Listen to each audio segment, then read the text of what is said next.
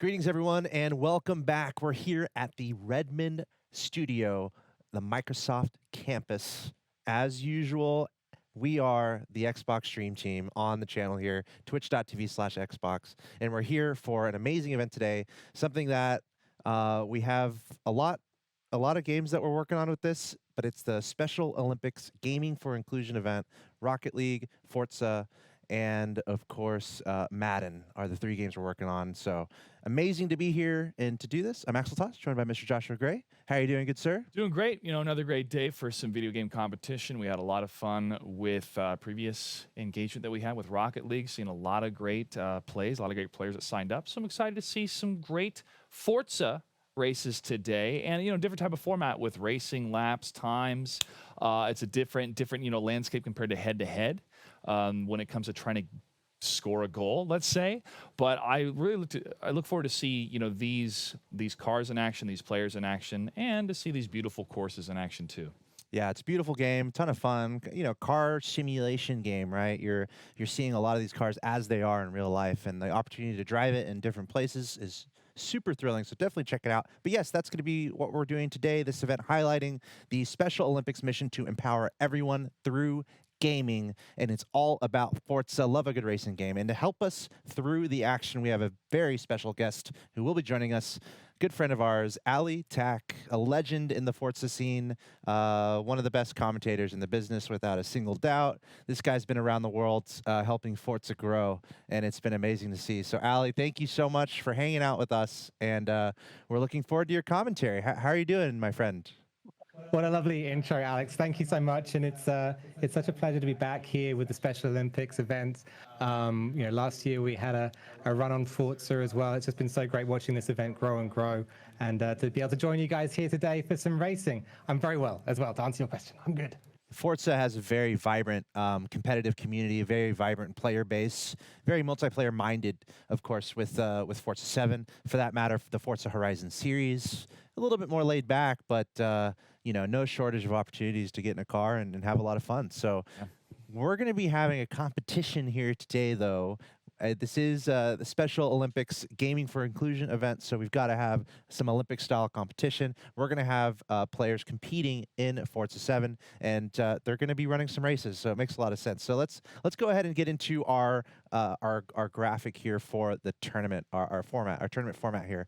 We've got 32 players involved. We're splitting into two groups of 16 players each. We're going to have 4 races per group. So we've got a few different cars that we're using. We're going across a variety of tracks.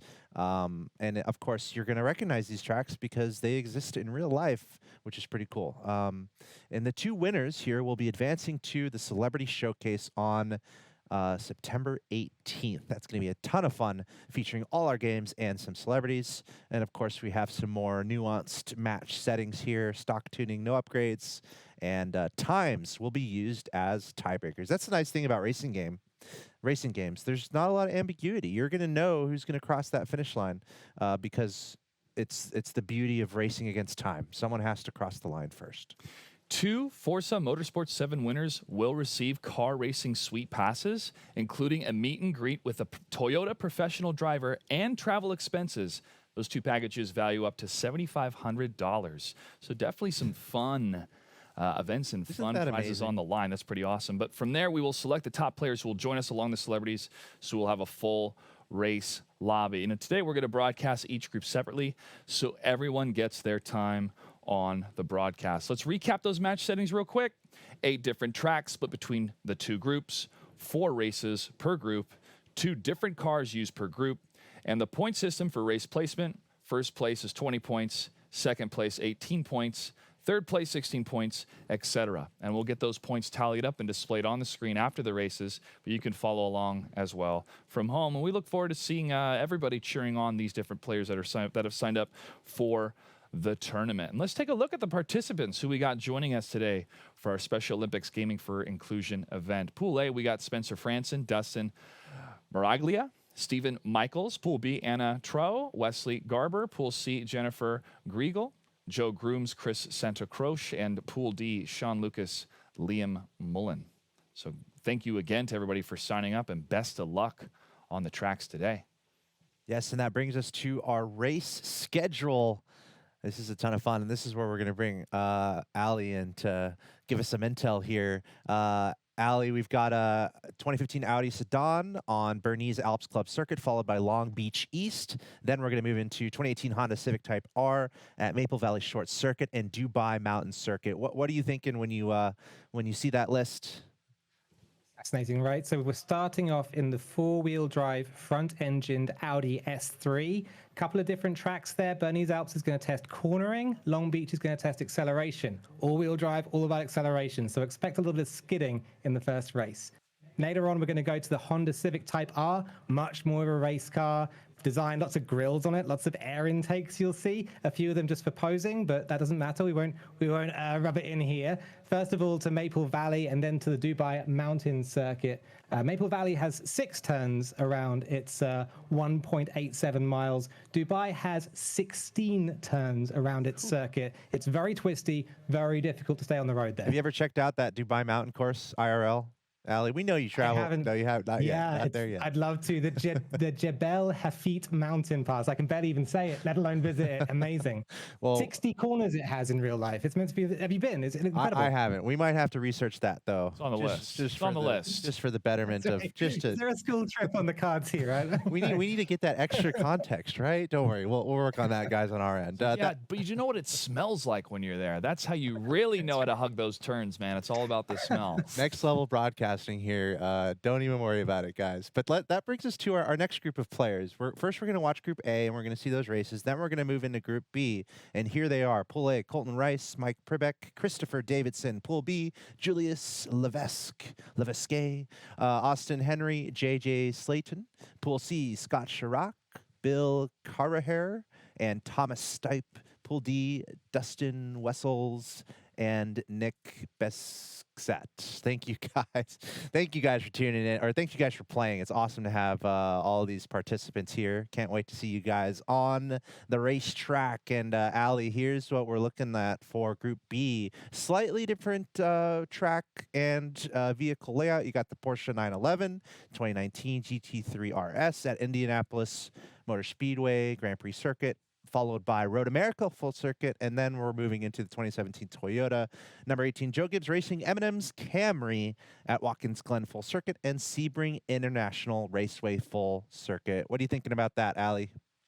Yeah, 2 things to notice here. One of them is the cars jumping up in power. We're talking lots and lots of horsepower. Suddenly 500 for the Porsche, 700 for the Toyota. The Porsche is maybe a little bit more intelligent with the power. It's been designed to be a bit more of a scalpel. The Toyota, much more of a sledgehammer in the way that it puts it down. 5.8 liters of a V8 in that thing. We're going to be going to a lot more racetracks though. So we've got a lot of power. We've got some road to put it on. Everything gets wider. Indianapolis is a huge oval. We're doing the infield as well as up on the banking.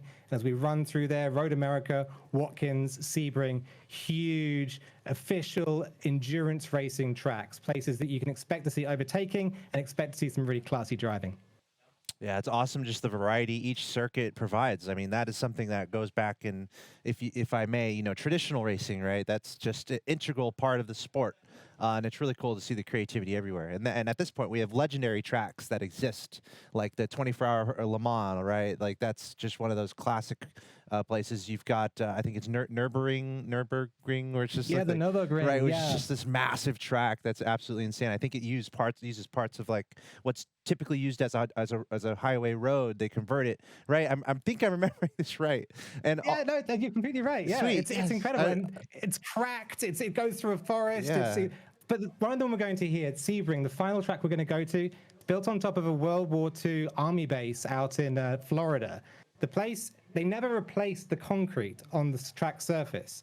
So the cracks there are so deep, so thick, that often car suspension will just shatter when it goes over it. Race cars just dissolve. It's like sandpaper that they're running on. Yeah. It's an amazing track. And it's going to be a great place to watch some racing, I think. Really dynamic. That's amazing. They've run endurance racing there since 1950 as well. So the heritage of Sebring is will match any track in Europe. I love it, and we'll have to dive into more of these factoids when we check out each of these tracks. I will say one track I have gone to, and I think you were there, Ali. I know Race Boy was. I don't know if Race Boy's hanging out, but Circuit of the Americas in Austin, there was a Forza event there once upon a time, which was really cool.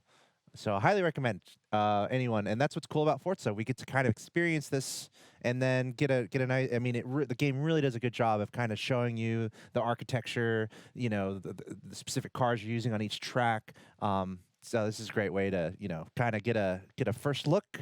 But I encourage everyone, travel when you can, and check out these spots, because each track really just delivers very unique characteristics.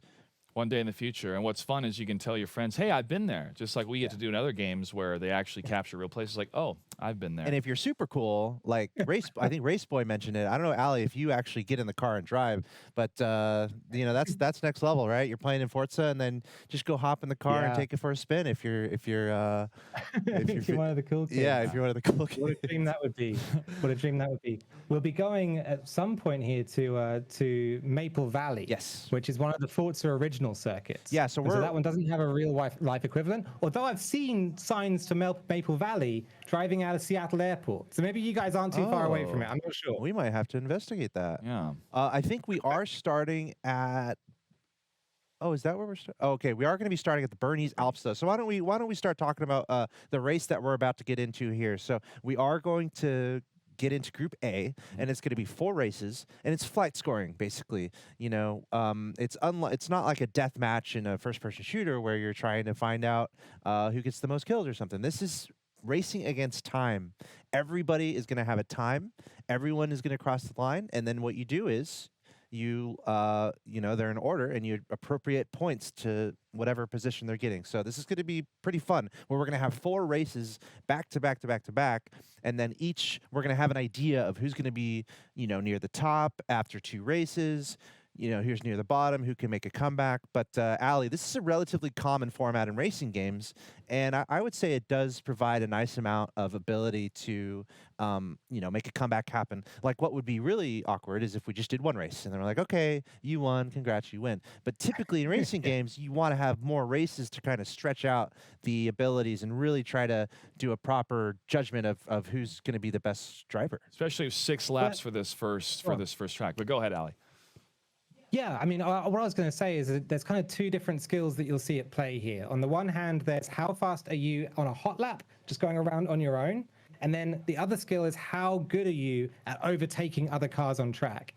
And that's why having a lot of different races is really useful, because you might be the fastest hot lapper in the world, but when you get behind another car, you just can't find your way through.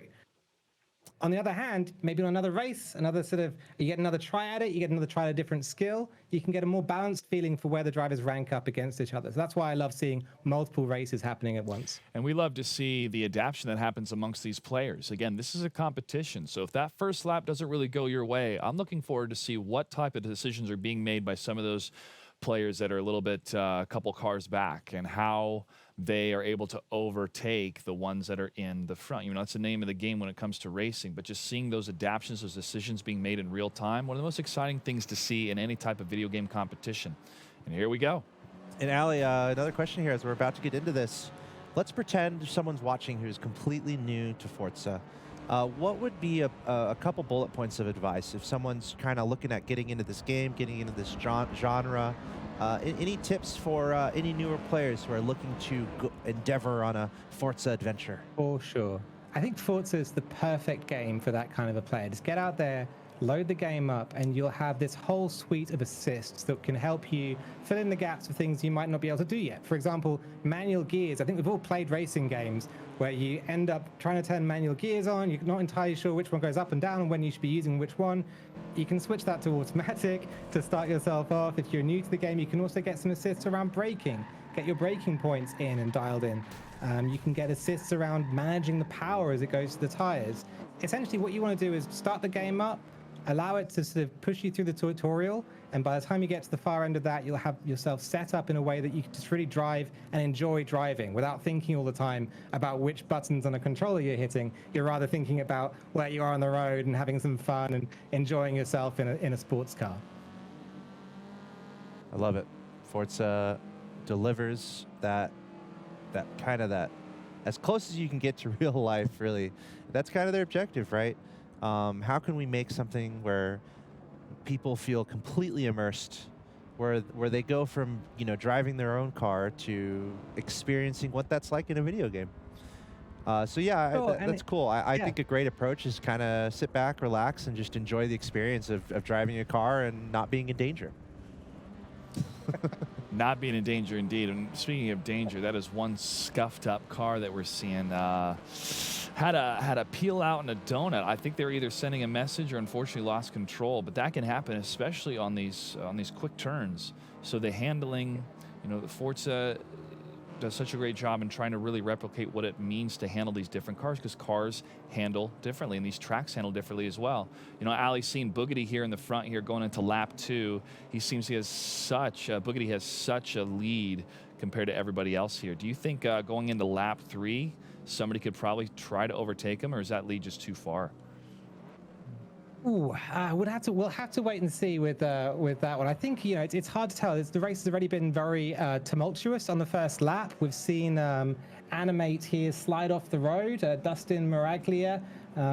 He did say before the event that he sometimes drives backwards in Forza. That's one of the things he enjoys doing. So at very least, he's keeping the thing pointing the correct way around the track, which it's like a small win that we've got happening there. I think when we look at Boogedy, though, in the lead there, it can all change. Your fates in racing can change at the flip of the drop of a hat. And we are the Bernese Alps here in Switzerland. What kind of intel do you have here on this track here, Ali? Whether I guess, you know, IRL infamous, you know, points, well, or you know, it's use on the Forza competitive circuit. What do you got? It's not a real world track. This one. This is a reimagining of the Bernese Alps in Switzerland. It is, though, 10 years old this year. I didn't realize that. Just coming into this event, getting the tracks together, I did notice it's been 10 years since this one debuted in Forza 4, and so the Bernese Alps have been around for a little while now. This is a 2.52 mile layout, the shortest layout of the Bernese Alps, and it's one which really tests. All layouts of the Bernese Alps are going to test the cars around fast flowing corners. That's what you can see happening right now. But this one especially, once we cut into the infield here, this left-hander we're coming right up to at the moment, it starts testing the cars over the curbs.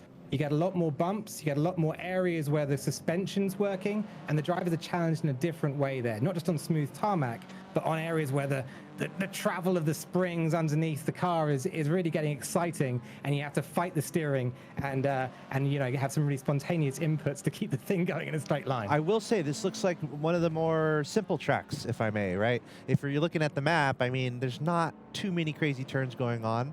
We'll compare it to some other tracks we have upcoming. So to any newer players, is this one to kind of maybe hop on and just to you know, test out your driving? And then also, can you kind of shed some light on the mechanics of taking the turns, taking the straightaways, and what our leaders are really looking at accomplishing to improve their time? Great. Yeah, I mean, so it is. You're right. I think it's one of those tracks that you should be able to jump onto quite early on, have a little go at. And the reason for that is it's so wide. In general, it's quite smooth as well. And so you can have quite consistent turn-ins. I think when you're talking about what to do around corners, how to go faster on Forza, there's 1,001 different things to keep in mind. I think when you're starting off, though, and especially for players who come from Forza Horizon, which is more sort of arcadey, and then move over to the Motorsport franchise, where things have a little bit more simulation involved in them, the thing that I often say to people to think about is how all the different tires on a car have a pogo stick on top of them. They are all connected to the car by a spring. And so when you think about how a car moves when it comes into a corner, how the weight distributes over the body of the car as it rolls into a corner, you can think about the outside pogo sticks compressing, the inside pogo sticks lifting up, and then bouncing back on the corner exit. The whole thing becomes, it's a little bit like racing on a very old mattress, if you like, especially with a road car like this. Soft springs, a long track like this, you're going to be bouncing around the place as the car tries to swallow up all those G-forces into its chassis and doesn't quite, manage to do it in a very smooth way. We've been following Animate Arc this entire race, finally overtaking the fourth player here in third. Boogedy still on the lead, number 1. with a really good time. 1:42 in that last lap. Yes. This is Chris Santa Cruz racing out here.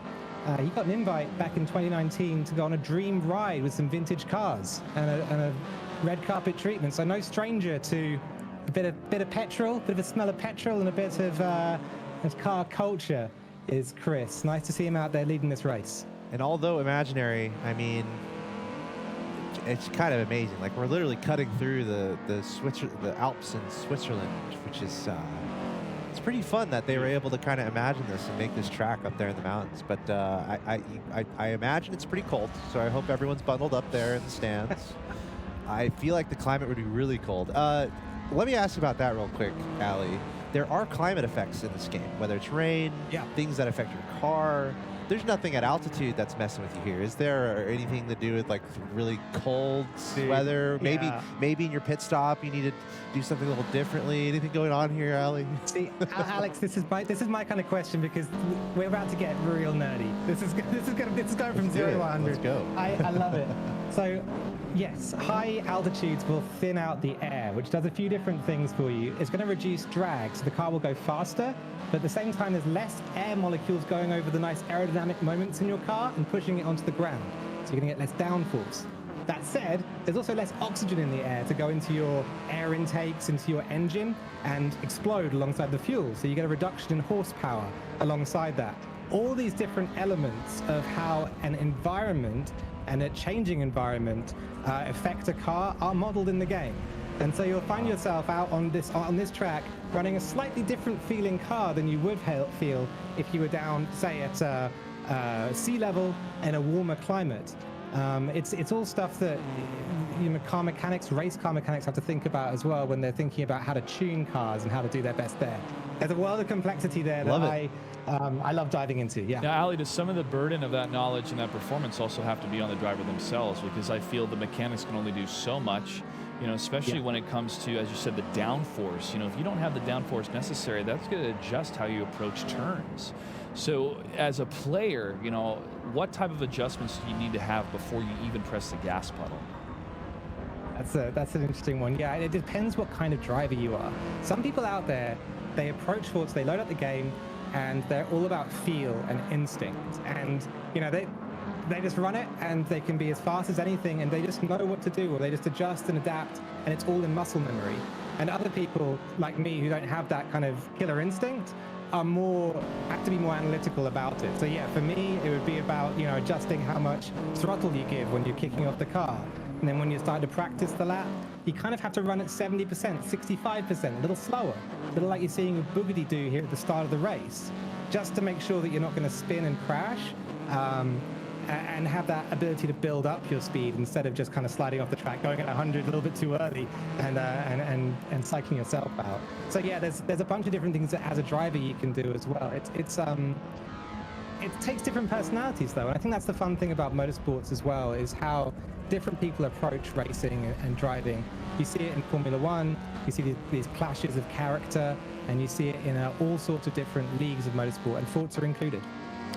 I remember when I was driving right after the rain hit, I was hitting 35 on an exit ramp, and I lost control at 35 miles an hour just because of the slick roads. So that is how much of a change elements can bring to the table. So always be cautious. Even if you're in a video game, you still got to practice caution and self-awareness. And by the way, we are seeing our player who is in the first position completing the 6 laps.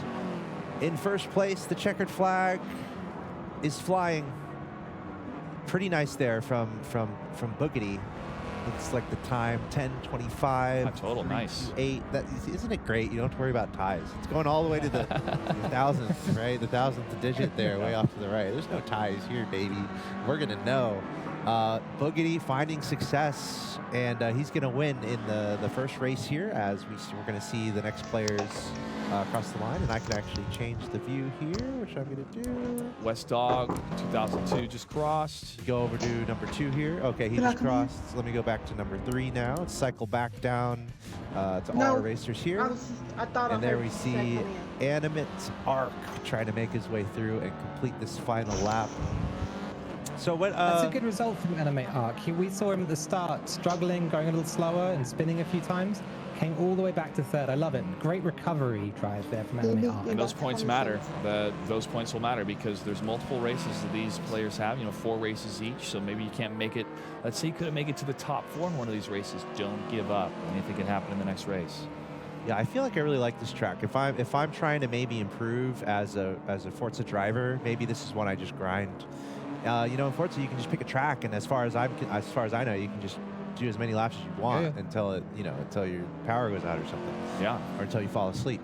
I feel like this is one of those tracks maybe I'd want to do that. What do you think about that, Ali? And I say that because it doesn't seem like a huge burden to get around this track, but it seems like there's enough little technical turns where you can maybe increase your skill a bit. Yeah, I always say it, the more you go around the track, the faster you could think you can go. I'll start off on a leaderboard and I'll be 10 seconds off of the pole time. And then I'll think, I can't possibly go any faster. You run for, just make yourself run for 10 more minutes. And by the end of those 10 minutes, you suddenly think, oh, hold on, I've found another second there. I've found another second and a half. You just have to keep yourself in the game, keep yourself grinding, and you'll find those lap times tumbling down actually. And you'll get faster and faster. That's a great technique. And I think obviously that's fulfilling. Like, one of the metrics that we look for as competitive gamers is a tangible way to see that we've improved.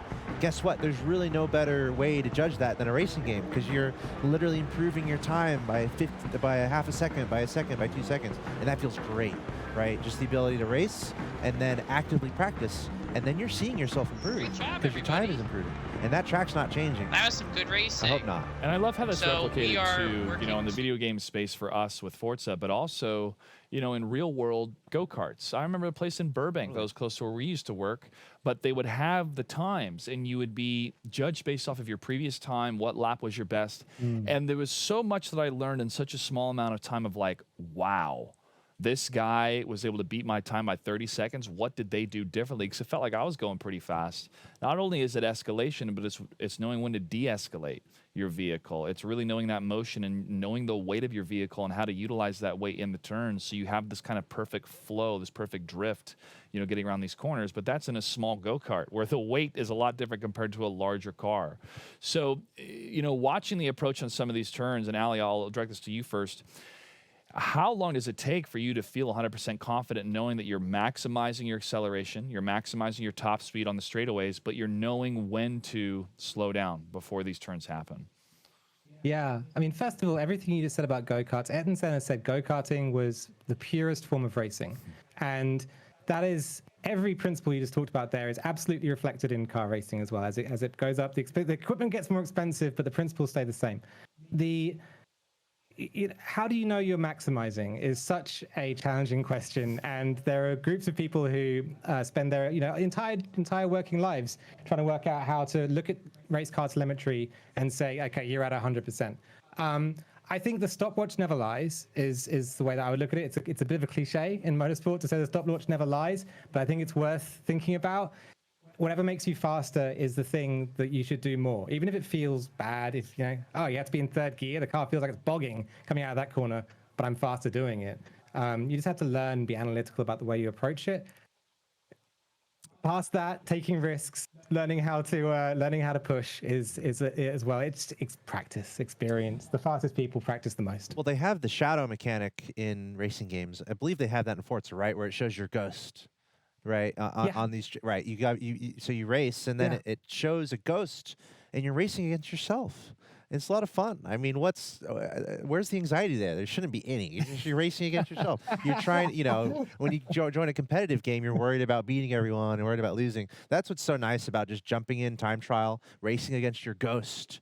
Don't be spooked. Yeah.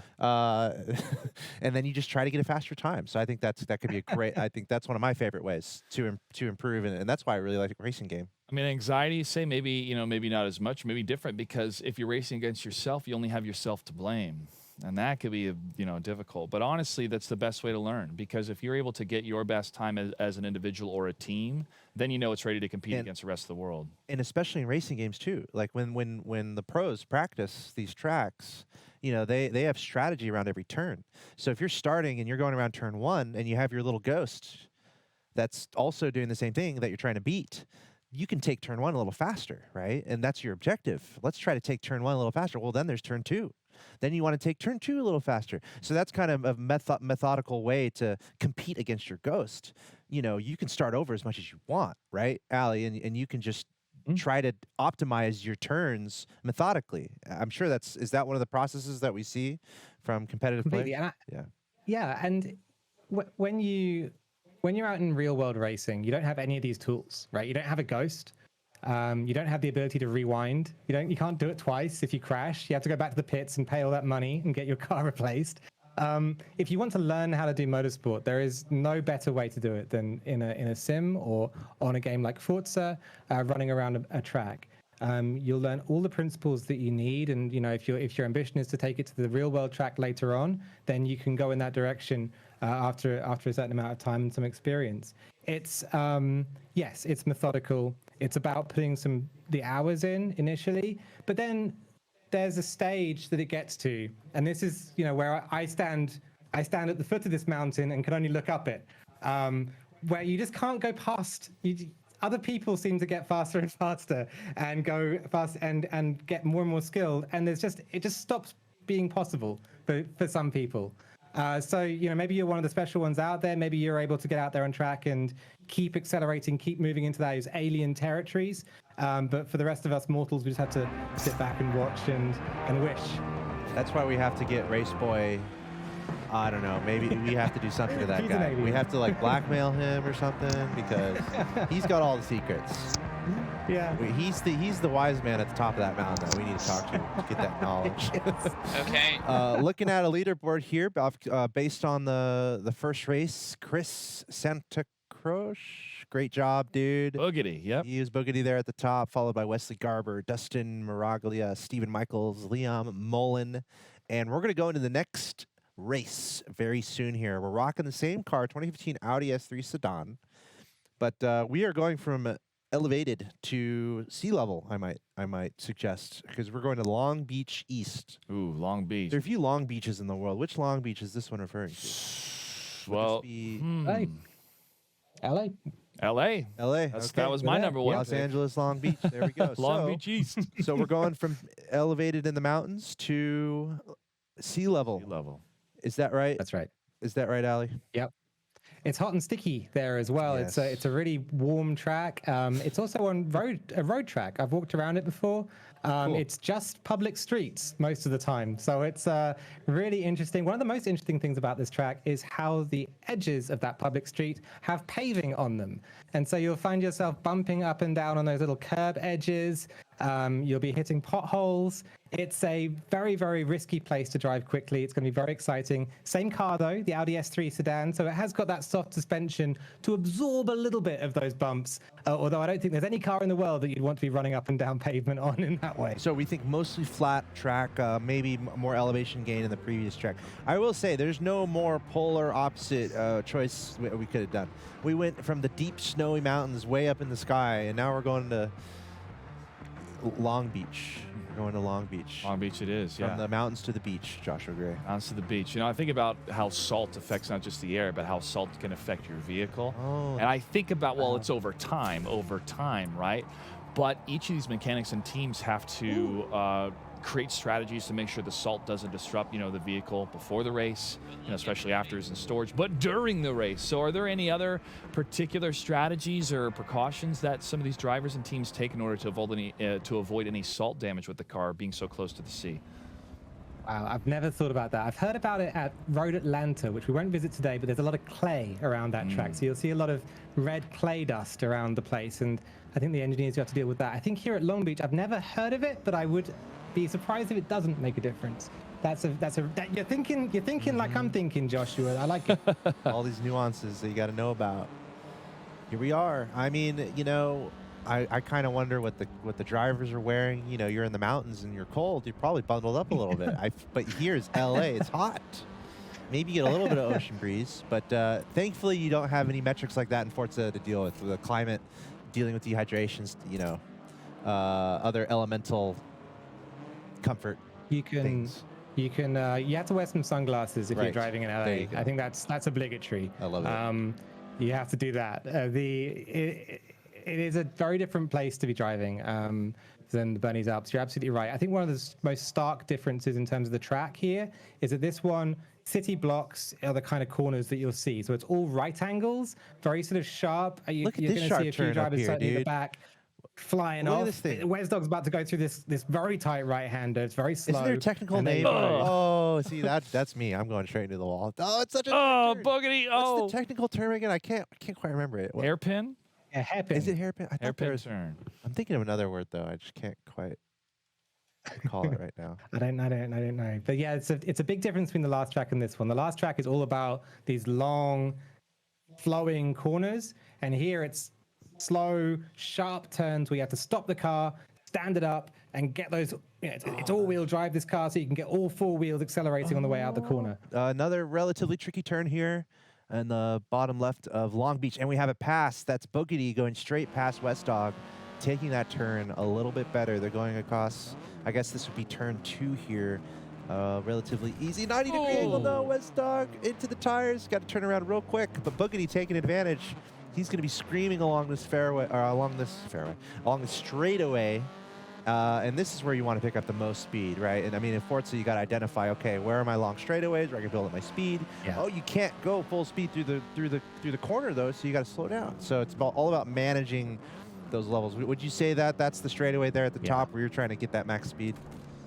Completely, and it's one of the things you'll learn as a racing driver is it's very easy to do overtakes on a straight compared to on a corner. So if you want to be smart when you're choosing a car for a race, if you're in different cars, choose one with more speed so you can just drive past people in the easy bit rather than having to be too classy around the corners. Speaking of classy around the corners though, Boogity, race 1 winner, is looking very, very solid here indeed. Wes Dog did close down for a second place finish, I think, at Bernese Alps in race 1, but there's a little bit of a gap there, 14 seconds now between the leader and second place, so that'll be quite a thing to close up over the coming 6 laps. I will say, some drivers are having trouble with this hairpin turn, and we got to ask you, Ali. Ouch! Oh. But how do we? It's kind of fun though, because I would not be doing well on this turn. So, Ali, can you give us some bullet points here? How do you and actually, we're about to see our leader Boogity go towards this hairpin turn as well. What would be kind of some bullet points here to manage this ridiculous turn? It's a super tight turn. Obviously, you're trying to go as fast as possible, but you got to slow down. So what kind of tips should you give? Let's see how Boogity does here. Ooh, nicely done Nice. from Boogity. Good slowing. Got the car rotated. Oh, you have to slow I think down. there's a few things you can't see here that you will see if you're driving in the game. And that one of them that's really important is the racing line. So painted on the track is this red and green line that will tell you when to be on the brakes and when to be on the throttle and kind of give you a feeling for what speed you should be going at. Wow, as he gets through a few cars there at the back of the straight. That's one thing that's going to be really important for drivers out there, especially if you're new to the game, you're looking at a corner like that and feeling a bit intimidated by it. That's going to help you out a lot. Follow the line, first of all, and then start pushing the line, start working out how to go a little faster. The pro drivers in Forza might use the handbrake through that turn, so might use the e-brake, and just give it a little tap, get the rear rotating, get the car skidding a little bit, and then get back on the power. That's some risky stuff, though. It's really, and it's a very challenging technique to get right. Maybe Boogity can do it, but a few of the drivers I think are going to struggle. So you think the handbrake? So let's say you're taking that turn, Mr. Ali Tack. You're in your nice car. You care about it. You don't want your insurance rates to go up. You want to keep a clean driving experience, and I might be in the car, so you want to make sure that I stay safe and healthy. So how are you approaching that turn? Are you pulling the handbrake and going around it like crazy? And we're going to look at West Dog here on my screen at least. So how are you taking that crazy hairpin turn? I think for me, it's all about consistency in a race like this. Just find a way to get through it that isn't going to be threatening your car into those barriers every race. It's faster to go slowly through the corner than it is to go fast and hit a bumper.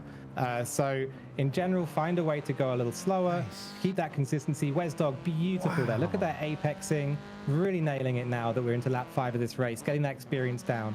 And that's what you see in great drivers as well, is that just ability to take the mistakes you made on lap 1, lap 2, and just solve them and get past it. It's that problem solving in the moment that I love in these kinds of drivers. Fabulous. And the experimentation as well, as you had mentioned, if I'm slowing down too early and I'm seeing that my other competitors are accelerating faster than I am, or I'm crashing, I have to decide where I'm going to start slowing down, where I'm going to press that brake, where I'm going to pull on the e-brake briefly. And if you're driving in my car, we're e-braking it every time. I mean, that's where you feel the exhilaration. They're your premiums. We saw a nice navigation of that turn once again by Boogity. I'm coming over here. This corner's giving a lot of our players trouble. Animal Arc, not too bad there. He just did a little tap to the wall, but then he was able to get right back onto the road very quickly. What about that, Ali? What's the best way to like just recover? Like if I'm running into walls or I'm having a little bit of trouble there, what's the best way to kind of just keep as much order as I can while getting around this track? The car will sort itself out in Forza. It's going to be fine. So it's what it gets down to for me so often is just having that ability that racing driver's ability to just keep looking down the road, keep looking forwards, and not think backwards about what's happened. I'll make a mistake and I'll end up getting too much in my own head about it and make more mistakes. But great drivers out there and the guys here are just showing how to do that. They just keep looking forward and they keep pushing the limits. They keep driving as fast as they can. And, it's about keeping your opportunities open for later in the race as well. Anything can happen in racing. You can find yourself on the final lap with the leaders crashing and you just carving your way through. So as long as you keep your head in the game, as long as you keep knocking in your lap times, you're going to find your way up that field eventually. It's just got to happen for you. All right, and right now we are through 7 laps out of 9. I'm looking at Boogity right now. The leader is going around turn 1 here, pretty smooth. I kind of want to see how he tackles this turn in this straightaway because it's fun. One of the keys here, Ali, is obviously, you're slowing down a little going through that turn. But one of the most important things is when you're going full throttle. You want to go full pedal to the metal all the time because you want your car to go faster. You want your time to improve. So how important is that when you're on the last turn going into a straightaway, kind of managing when you're going full throttle once you're around that turn? It's such a great feeling going full throttle, especially in a car like this. All-wheel drive. It's got over 300 horsepower. It's going to give you that feeling of just like such a rush as you get going. It's going to sound great as well. And so a lot of the limiting, a lot of the holding back just comes from like that feeling of, I want to be doing this. I don't want to get on the brakes. That sucks. Let me keep accelerating. Let me keep going. And you have to always be reining yourself in a sense, in racing driving and saying, all right, actually it might not be the best thing right now to be on the throttle. I'm going to end up in the barrier over there. It's just that that discipline, that you see in really strong drivers. Yeah. Love the way this car sounds, though. It's such a cracking engine.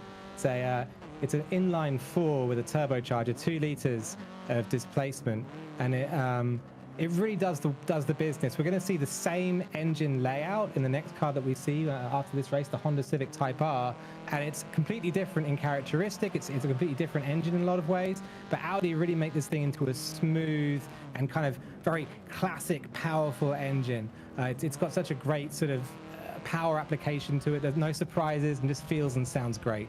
And this is what I was wondering. I didn't know if this would happen. We have a player going backwards. Okay, he turned around. I will say something in these races, you cannot collide, it seems, with other players. They are ghosts. That's why I was freaking out a little earlier. We almost had a huge traffic jam, but I'm like, no, wait a second, you can't run into them. There were 3 drivers in the middle of the road, and Boogity was going straight toward them, so I got scared. But you can't hit other players. So I guess one tactic would be you can drive backwards and try to mess with everyone. That's something maybe I would do. Sorry. But you can't do that here, right, Ali? Everyone's a ghost. Yeah, that's exactly. Everyone's a ghost. Everyone's ghost in this race. I think in the next lobby that we do, we will see some car-to-car contact. So later on in the racing, we'll see a little bit of that. But for this first one, it's just ghosted. Boogity here on his last lap it hasn't mattered. Led from the lead and hasn't really been challenged. So fantastic driving once again from Chris Santa Cruz, who's just done a great job. Destiny 2, he says, is his favorite game. Good choice, but maybe he's got a new favorite incoming here. Pretty good at Forza. Tough to have it not be your favorite if you're this good at it, I would say. And not without adversity. He was not winning in the first lap. West Dog was actually in front. So Boogity had to kind of Wow. bring it back a little Wow. bit. And that's what's fun. I mean, I feel like it's easy to improve as the laps go on. Naturally, you're getting more experience as you race. So I think we're seeing a bit of that too. These drivers getting faster and faster. But there we are, Boogity crossing the line in first place once again. Not without a little challenge from West Dog, though. West Dog was flirting with that first position. We'll go back to him. He's on the straightaway at the top. We have other drivers trying to get around these corners. I think that's kind of fun. You know, playing with your friends and just having a ton of fun is definitely a great way to approach this game. I feel like this could be a party game. I'm sorry. If I'm having a party, dude, and I'm inviting 20 people over, trust me, guys, I have big, awesome parties. Game and then I'm pulling up Forza, and I'm like, all right, guys, good luck. And I think that sounds like, I'm sure you've done that, Ali. I bet that would be a lot of fun. Yeah, that's awesome. I mean, I love that, you know, 2/3 of this lobby of these drivers have said their favorite game is Forza, and so many of them come back to that connection that you get through video games. They talk about racing with their friends, racing with their family, and training for these events. And that's the stuff that they love in this game. And, you know, I'm like I've been talking about it. I'm a big Forza community guy. I've got a whole bunch of friends who play this game, and it's yeah, that's my experience of it too. It's just such a great social way to chill out, race some cars, chat about cars as well, and enjoy yourself.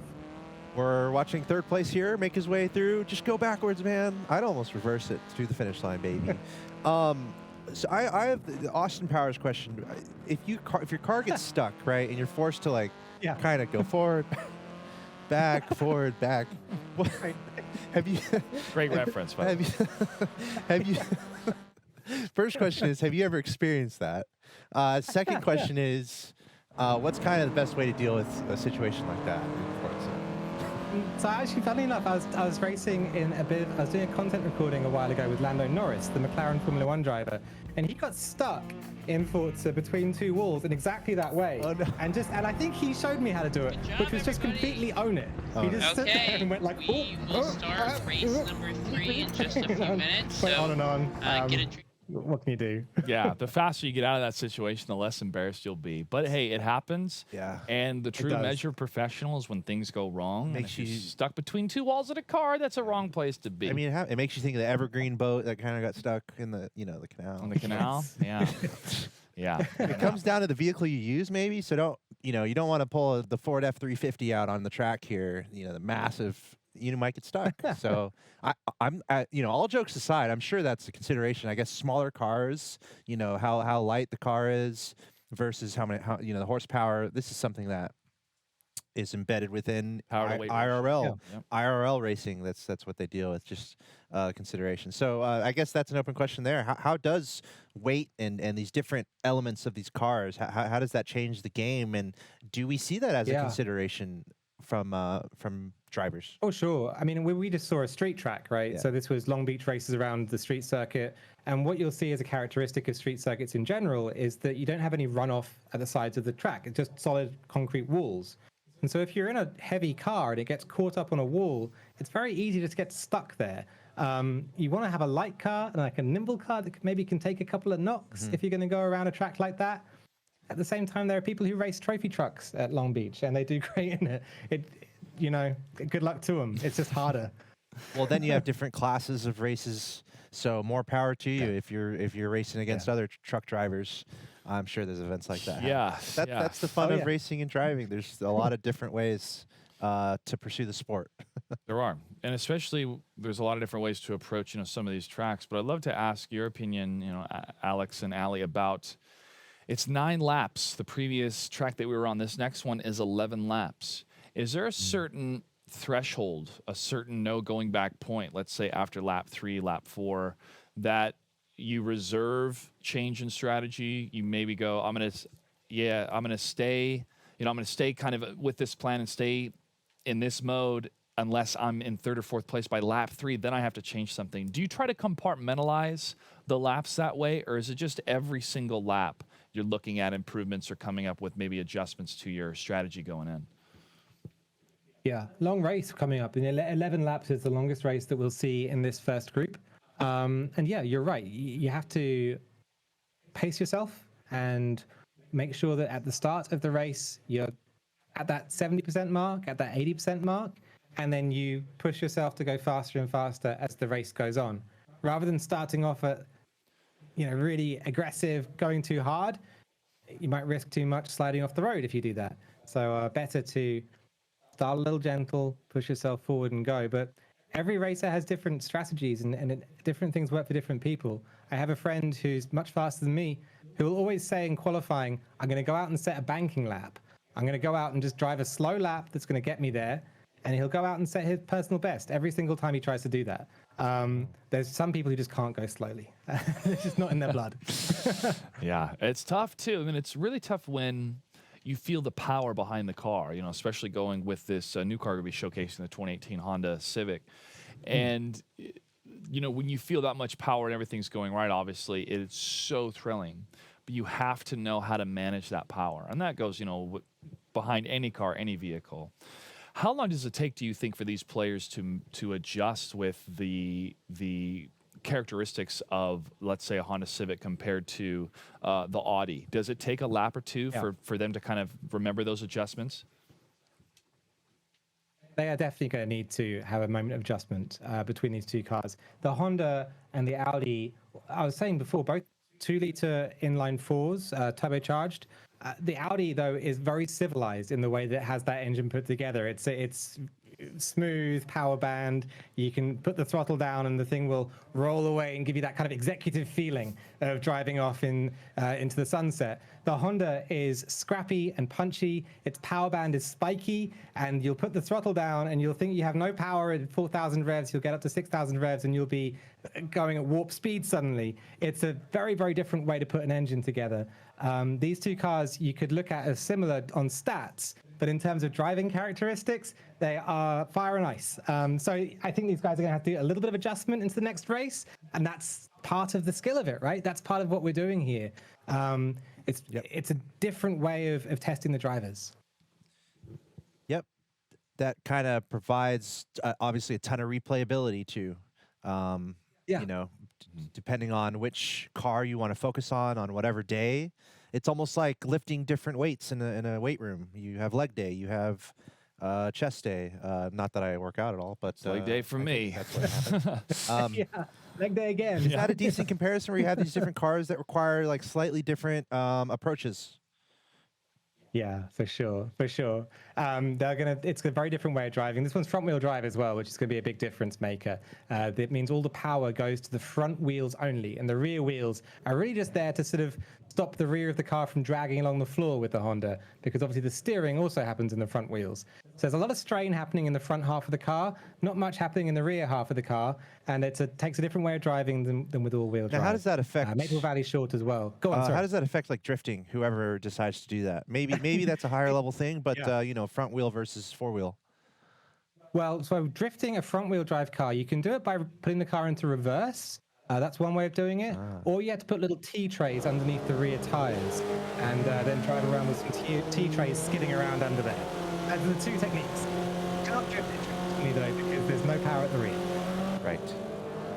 It begs the question, though, what's the best way to navigate any tight turns? We're looking at Maple Valley Raceway, and we're seeing our leader, actually Mole Man, getting careened off to the side. Let me see if I can switch over to who's in first place. It's actually West Dog who's going to be leading the charge here. And that first turn, I have a feeling, is going to be very important. Or not first turn, but that it's almost the tightest turn that we're seeing, I believe, on this track. That might be the third turn there. But this seems relatively simple here. It seems like our shortest track of the day. Maybe that makes sense because we're doing 11 laps. But not too many crazy technical turns on this one. Yeah, you can see that in the mini-map on the bottom left there on the Spectate HUD. Quite a simple layout for this track, and it makes for a very sort of finesse way of driving. You have to be the most perfect around there. Boogedy with that first lap crash. We've seen our leader, the person who's won the first two races, slide off, and now Wes Dog up in the lead. That battle is closing up, though, as we jump on board here with Boogedy on the top left of your screens. I'm going to be very, very interested to see how this cooks out as the hunt begins. Well, everyone's going for the #1 spot to be able to play in that celebrity showcase. And right now, Boogity has that spot. Boogity has won the first 2 races. But guess who's in second? Well, it's West Dog. And West Dog is winning this race right now, just in front of Boogity. That's what we're watching right now. I love it. These 2 drivers here, at this point, battling for first. I think at this point through the competition, it's up to these 2. Who's going to win, West Dog or Boogity? And we have quite the fight here, Ali. And this is where we can get into some technicals on the competitive side. Like, what are you kind of thinking here? Oh, they're colliding. There's no ghosts here, Ali. Everything's changing. This is crazy. So can you kind of talk through the nuances of being in such a close race? Overtake. Trying to make a pass as we see Boogity do just that. That's amazing. It's so difficult to race this close together, and it's so impressive how these guys are doing it. Oh! Again. These 2 are going to go and go for a while. You can tell West Dog wants this. Yes, another pass on the inside. They just basically swap positions. So how do you manage this, Ali? What's kind of the way to come out on top here? Do you just have to keep finding the, a tighter turn angle? Is that always what you're looking for? It's chess now. They're playing chess against each other. If Boogity positions his car on the right-hand side, chess with a few bumps. Chess boxing, maybe. If Boogity positions his car on the right-hand side, Wes has to think about where to position his car in order to stop Boogity from getting through and getting past. There's only so many different places you can put your car on the track and still have an optimal line. You can still go fast as possible around the racing circuit. And so you can cover off another car by just putting your car a little bit in the wrong place, pushing them a little bit in a cheeky way. It can go wrong. Formula One fans from this Sunday may have noticed it go wrong a little bit for Verstappen and Hamilton. But when done right, it's just an incredible dance. Here you go, Boogity and West Dog. West Dog, he was kind of driving in the grass a little bit, and Boogity's going to take advantage. Boogity was actually pretty far back for a time there, and I'm really surprised because that's like the straightaway portion of this track. West Dog not able to keep his wheels on the road. What's the importance of that? Keeping your wheels on the road. I understand there's some rules related to it. Like you're actually penalized sometimes if you're off the track. Maybe there's different settings and different competitive modes where that actually applies. Can you kind of talk about that real quick? Obviously, it's important to stay on the road because you're going to drive faster on the road. Yep. But other than that, Ali, if you don't mind, Rip up the grass. Elaborating a little. Rip up the grass. Between each race, Forza's devs go out and make the grass better again, and they have to plant the seeds. You don't want to cut corners in racing, or you don't want to extend the corners either. Those are the 2 things that people look out for in terms of people who are pushing a little bit too hard and then starting to get into a point where they need a penalty. So on the inside of an apex here on the right-hand side, if you look in the top right of your screen and watch Boogity going around the first turn, you don't want to get over the grass on the inside and cut the corner, but then you don't want to run so much speed out that you're popping over onto the left-hand side on the exit in order to maintain that speed. Don't get a lasting advantage by doing something that's naughty. And other than that, you're kind of good. You can go all 4 off the road. You can still do it, but just don't get an advantage from it. And that's the key. Isn't there a technical term, I think I've heard it before, where it's a dirty lap, let's say, if you touch a little bit of grass. Is that still a thing in Forza, or can you kind of explain that a little bit for anyone who's never heard of that? So when it comes to dirty and clean laps, that's really relevant for leaderboards in the game. So every single track has a leaderboard that will say how fast the best players have been around here. I love competing and trying to get the fastest hot lap that I can. It's one of my most, it's one of the ways of playing Forza that I most enjoy. If you do that, if you put all 4 wheels off the circuit, then your lap will be invalidated. And that's called dirtying your lap. Your lap is then dirty. All 4 wheels. So now, let's say you're just two wheels kind of teeter off. Is it still clean? Sorry, yeah. Well, to be technical, 3 wheels is the limit. Oh. So if you have 1 wheel inside the track limits, then that's too few. You have to have at least 2 wheels in the track limits at any time, and then your lap will be valid. And if you have a clean lap, so it hasn't been dirtied, then it will be valid and allowed to go to the leaderboard, and it will stand there, and you can be very proud of it and show all your friends, and see whether they can compete against it as well. Got it. I was never very good at getting the clean laps for whatever reason. It's hard. Me neither. Yep. I mean, I just want to go fast, and sometimes my wheels go a little long. I know. staying on the runways or the highways up to get those points. Well, here we are, 8 laps out of 11. Boogity cruising USA, baby. He's doing just fine, and way out in front. Let's see what's going on behind him. We have Westdog currently in second place. Looks like he's neck and neck with the French. Let me see. Yes, actually second and third. We have quite the race going on for second and third. It's Westdog alongside Deranged Metal. They are competing right now, and Deranged Metal, his car looks like Deranged Metal. I mean, Wow. there are some marks on that one. Might have to go get that fixed up in the pit stop, but there's no time for that right now. He's trying to catch. Oh, don't worry. You can buff that out. Where did Westdog go? That's right. Well, weld it and grind it. It'll be fine. Oh, I see what happened. Okay, I think Westdog is actually lapping Deranged Metal. I think that because he's still holding second place, even though he's a little bit behind him in the road. And this is a testament to just how well Boogity's doing here. Boogity is trying to get a lap onto our number 2 driver. Wow. So lots of good racing happening here as Boogity is trying to set himself up for success. I think with this victory, he would win all 3 so far out of 4. Now he can still get last in the 4th race, so he still has to kind of keep his wits about it. I mean, Westdog's in a real good position if Boogity does fall in the next race to maybe overtake him. But I'm also looking at 3rd, 4th, and 5th place. You know, Animate Arc was able to get 3rd in the first lap, but then it was Molaman of 1. But now we have Deranged Metal. It's already upsetting that. You know, 2nd, 3rd, 4th place finishes here. And that upset could even go into the top 3. So anything can still happen in these races.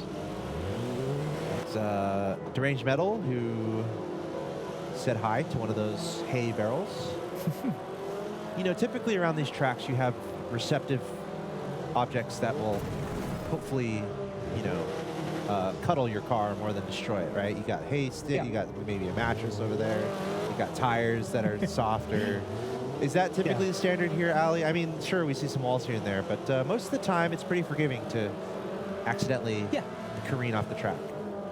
It is forgiving. There's a fine line between being forgiving and getting an advantage from jumping off the wall. So I don't think it's possible to get an advantage from bouncing off the wall in this game, which is a really good thing. Like in bowling for me. So, sorry, go ahead. Yeah, like in bowling, like having the 2 lanes up on the outside. You use the bumpers? Yeah. You don't? I use them. But you can't get advantage from it, but at the same time, you know, so it's going to be slower, but it's not too bad, and it'll cuddle you a little bit and help you around the track. I got to say, looking at Boogity here, you know, we talked such a big game earlier about how different these 2 cars were, what a lot of learning he's going to have to do on track, taking it in his stride. So classy out there on track, Boogity. What a great drive. Yeah, it's his final lap here. 11 out of 11, making his way to that finish line. Full throttle, pedal to the metal. Checkered flags, thank you very much.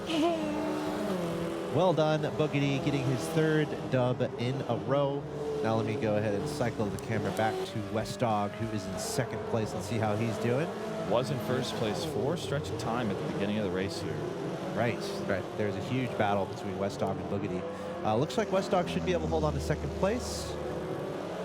He does have 3rd place in front of him, which seems weird, but that's because he's trying to overlap him here, he's able to race just a little bit better and able to get a lap ahead. And I think Boogity might be doing something similar, just trying to extend his practice time at this point. But here we go. Westdog is going to be crossing the line in 2nd place. I believe he has also gotten 2nd each of these times. Still room for him to try to come back if he can have a great race in the next one. Still a window of opportunity here. So yeah, that's going to bring us to an end here for Maple Valley Raceway. I love it. And this track, possibly in Seattle, I think might also be based in I'm about to look it up. Somewhere up on the East Coast as well. So, but yeah, there's a few different possible candidates for where this could be. It's like Springfield. Yeah, one in every it state. is. Yeah, it's the thoughts of Springfield right here. Yeah, we're looking it up right now as our racers are concluding these laps. You know, the next race that we have is going to be 5 laps. So, I mean, cutting it in half, the 11 to 5. Yeah, shorter track. But Going to Dubai. Dubai, we're going to Get Dubai. your Tesla ready or whatever. Your Lambo. Get your Lambo ready. Yep, Dubai Mountain Circuit, 5 laps. By the way, Maple Valley Raceway is a fictional racetrack location. Maple Valley Raceway is based in New Hampshire. Oh, okay. Miles away. Those trees make sense in the game. I'm like, Those don't look like evergreens in the Pacific Northwest, but those look like New Hampshire for sure, East Coast. New England, well done to our players here. And again, the storyline between, I say, our top two is either Boogity or West Dog. If West Dog is able to overtake and Boogity 2 maybe has some unfortunate scenarios that happen in the next lap, this could be a West Dog tournament. But Boogity looking so solid, amazing driving. I mean, really playing some textbook Forza here. But I'm keeping an eye out for Animate Arc. You know, Animate Arc was trying to cruise into that third place in that first lap that we started, that first race that we saw. But unfortunately, you know, Deranged Metal and the other player, Milliman 41, is just making it tough to see if anybody's going to go into that third spot.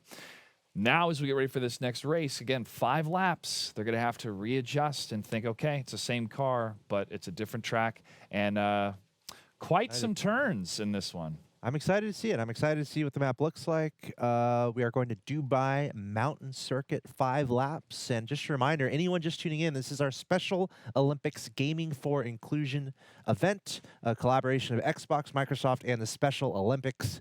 It's really awesome that we're able to do this. I'm Axel Toss here, Joshua Gray. We're joined by Ali Tak, our gameplay expert for Forza. And we've basically got 3 games of competition here: Rocket League, Forza, Madden. We have a celebrity showcase happening. These players are competing for some juicy prizes. Specifically, we got some car racing sweet passes that they're competing for today, but also they're competing to play in that celebrity showcase. So we're taking 1 driver from our first grouping, and right now that's looking like Boogity, doing a great job. And then we're going to take 1 racer, 1 driver from our second group. So we're about halfway through our show here for Forza.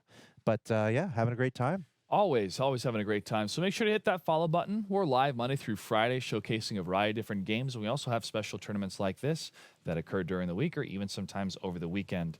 But also make sure to check out the great content for the Special Olympics over at youtube.com/Special Olympics.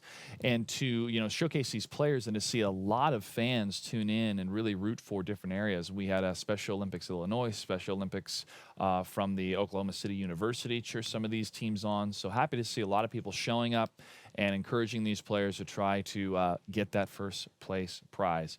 And also, you know, to highlight a lot of Forza, we show a lot of Forza on our channel. And even if it's not us live, we usually will host, you know, somebody playing Forza. So if you're a Forza fan, this is the right place.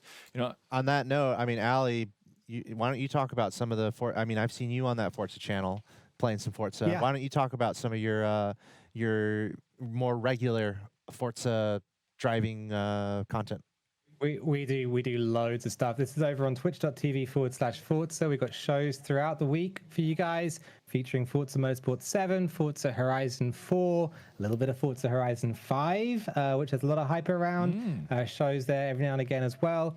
And yeah, lots of cool different streamers. I do a little bit of both games. We've got John Iwana out there, Shannon McIntosh, a real world racing driver, Verena May, who is a drifter, rally car driver, just such an experienced racer. And then also every Sunday we have Eternitum, who does a Spanish language stream. So if you guys are into Forza and you want to enjoy that with some Spanish language chat, come and check out the channel on Sundays, and you can get involved with that. Lots and lots of fun stuff on twitch.tv/Forza. Que bueno. Love to hear it. Love to see it. All right, we're going to get ready for our final race for our first group, everybody. We have a second group that'll be getting ready after this one. We'll have 4 more races with them. I have a question too about our maybe more of our real world drivers that you were referencing there, Ali. What's kind of the controller of choice or the setup of choice? Are we mostly how often are we seeing some car sim setups for some of these drivers? You know, I've been in racing and doing racing games for 6-7 years now, and racing rigs have come such a long way recently. It's so exciting. The latest generation of especially direct drive wheels are amazing. We have shows throughout the week with different people running different controls. Verena does have an incredible Fanatec rig. It's very, very cool. Just check out her show. It's called Hey Watch This on Fridays, and you'll be able to see exactly how to get on with a wheel and pedal. I use a controller because I do sort of esports. I have a nice McLaren orange one. Oh, wait, show that again. Let me take another look at that. Hold on. Okay, show that a little bit closer. A little bit closer to the camera. Closer. Oh, yeah, that's nice. Okay. I We know as match well all that every Wednesday we have a show called Wheel and Pedal Wednesday, where we'll be where we run Wheel and Pedal with John Iwana. He has an amazing rig in the John Iwana garage, and so yeah, there's a few different. We go forwards and backwards. It's a game that splits the player base down the middle as well. You can have as much fun on a controller, chilling out in your front room, as you can in a dedicated interior of a race car that you might have in a spare room if you have the money and time and inclination. Well, hey, to I put that feel like we together. have space here at the Microsoft Studio. I don't know if we have money. We probably have. There's probably money out there somewhere. Right, Lennox. But maybe Put it we'll in the have to budget look. for next year. And actually, Turn 10 is probably not far from us. I'm just trying to think, how can I get a Microsoft or a driving sim? They have a couple of rigs. in Don't they? Turn They 10, have a yeah, couple full rigs there at motion. Turn 10? Yeah, Okay, we yeah. might have- that's not There too you go. far away. Let's- we'll either. make it happen. And now we are in Dubai. Go. The final race for our first group. Let's see if Boogity can close it out and have a perfect score for first place today, or if Westdock can overtake him and maybe have an upset. Do we know if this is a real track, Ali? Mountain Circuit here in Dubai, or is it Again, could it be fictional? inspired by a real Gotcha. road. This is inspired by what's called the Jebel Hafit mountain pass, just near Dubai in the UAE. It's a 60-corner, the real-world version, a 60-corner mountain pass that runs up and up and up this incredible set of mountains and peaks. It's named the best driving road in the world by many different people as well in magazines. Wow. So it's very cool. Here at the peak of the mountain, you can see it where the driver's approaching is this hotel that you come around, get some fireworks, Easy. and then as you come around this long right-hander, you're going to start going downhill at this point. The roller coaster reaches its top point, and things start getting a lot faster suddenly as you go down this set of sweepers. It's very, very challenging, this little Wow. circuit. So what goes up must come down. So you're screaming down a hill at this point. And that's what Boogity's doing, trying to chase down Westdock. Westdock trying to mess with Boogity's ambitions of winning here today. Westdock needs to win, but also I think needs Boogity to not do as well as he's doing. So Boogity keeping himself in this, I'm pretty sure he has his destiny in his hands here. But yeah, they're making their way down the mountain. We're seeing a plane take off in the distance. I feel like it's probably hot. Just a guess. I would guess that it's warm. What tipped you off, Alex? Was it the desert? Yeah, well, that's what I'm thinking, really. I mean, we're in Dubai, desert climate. You know, that sun is probably hot in this area. That's just my guess here, guys. Looks quite warm, which is... Got good air conditioning probably in those Hondas, though. Keep themselves nice and cool. Well, I was thinking about it because I mean, I'd almost want to take a bike ride on this track, right? But then Yeah? you think about how Wow, hot it brave. is, and it's like, no, that's impossible. But you can drive a car. There's a cycle race on the real Jebel Hafit mountain pass every Wow. year. They must do it in the middle of the these night then. athletes go up and down it. Yeah, you would hope, right? Yeah. It's for me, yeah. There aren't enough leg days in the week to make that happen for me. You wonder what adjustments have to be made in the real world scenario on a hot day, the tires touching that hot asphalt. If your car is like sticking to the road more because of that, what that does to traction. I love how close these guys are. By the way, we're having a little skirmish. Now, Ali, from a competitive standpoint, I've talked to Raceboy about this a little bit. It's kind of a touchy subject with him. You know, physical altercations on the road, right? Little Right, tappy right, taps right. from others. Yeah. How is that kind of seen from a competitive standpoint? You know, you want to be respectful of others, but you're also trying to win. So can you kind of talk about that a little bit in regards to, you know, typically in these races, Yeah. there's like an agreement of sorts not to really mess each other up that much, especially if you're able to hit each other. Well, motorsport isn't consistent about how it looks at that from different, there's lots of different types of motorsport. There's destruction derbies out there, Yeah. and there's races with cars that are made of tiny filaments of carbon fiber that will explode Right. if they even come within a meter of each other. The trick is to go as far as you can go within the genre of racing that you're in. You know, what we're looking at right here is sort of tin tops. They're almost like touring cars, and you can really get your elbows out with these kinds of cars. They're solid, they're strong, and they're made to have a little bit of knocking and keep running. As Westdock gets a little wide, they might have the cutback on Boogity on the corner exit. Look at that. Beautiful line. So these cars can take it a little bit. I'll also say I've watched through many different competitions of this type, and the aggression tends to go up from race to race to race to race. So round 1, everyone's a gentleman in round 1. But by round 4, where we are right now, you start to see the elbows come out. You start to see people leaning on each other a little more because everyone wants to win, and that's natural, and that's part of racing. And there are competitive considerations, though, right? There are rulings, there are penalties, and I guess if you're looking into competitive Forza from here in the future, that is something that the drivers have to deal with. But I love this race that's unfolding here between Boogedy and Wes. I mean, look at this. They're working on climbing this mountain here. It's kind of fun how we can notice that. You know, obviously you're going a little slower going uphill, but maybe in theory there are more ways to pass versus going downhill. You're going a lot faster. Maybe it's a little bit harder to pass. So maybe that's kind of fun to see the battle here between Boogedy and Westdog as they're probably ignoring the confetti. They're focusing on this race. I love this battle that we've seen between them, and you're quite right. You know, if things go too far in racing, you'll get a penalty. Forza has a Forza race regulations system called FRR, which will look at your driving and compute all through the magic of AI, work out who was at fault and whether things were across the line, and give a penalty out, which will be added as time at the end of your race if you do go too far. For events like this as well, we might have manual adjudication, so we might have an adjudication team sitting at the back and looking at things and saying, all right, maybe we need to add some time here, take some time away here, and make everything fair. So within the competitive context at that top level, yeah, we have loads of different systems in place to make sure that things don't go too far. I love it. So it's part of the game, but it's a you know, there's a line there where you don't want to overdo it when it comes to altercations with other drivers on the track. Still be reckless. Right. And right now we're seeing lap 3 out of 5 coming to an end, and it's still a close race here between our top 2 competitors, Boogedy and Westdog, both entering their 4th lap. Currently Boogedy in the lead, and now they're about to go back up the mountain here. Let's see if Westdog can close this gap. But Boogedy trying to leave no doubts about it.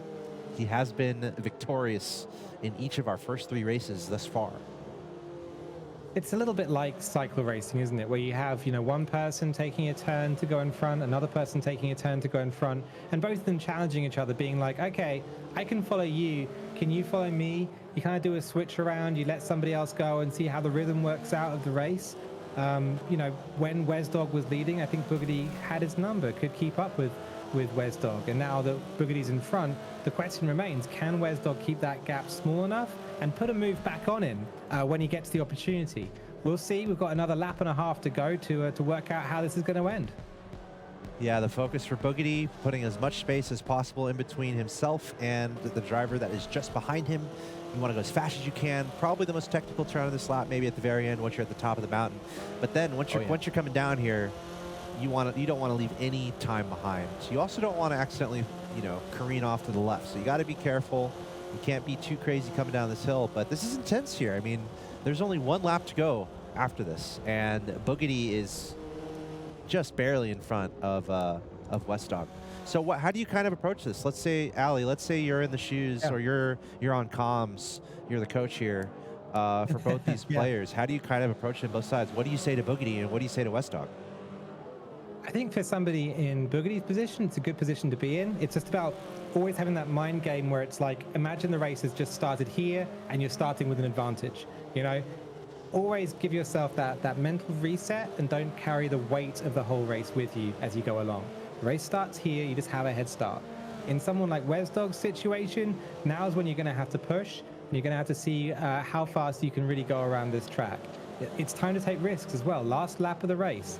You know, I would say it's not time to be consistent anymore. It's time to see exactly what the ragged limit looks like for Westdog, and I think we're starting to see it. And it could be fast, it could lose a little bit of time, but it's going to keep him in that shout. He's trying. I think he came to a little bit of a stop there, trying to go really fast. I think he was hearing you somehow, man, because he was inspired trying to go across that first turn there. But you've got to roll the dice, hey? And sometimes it works out, sometimes it doesn't.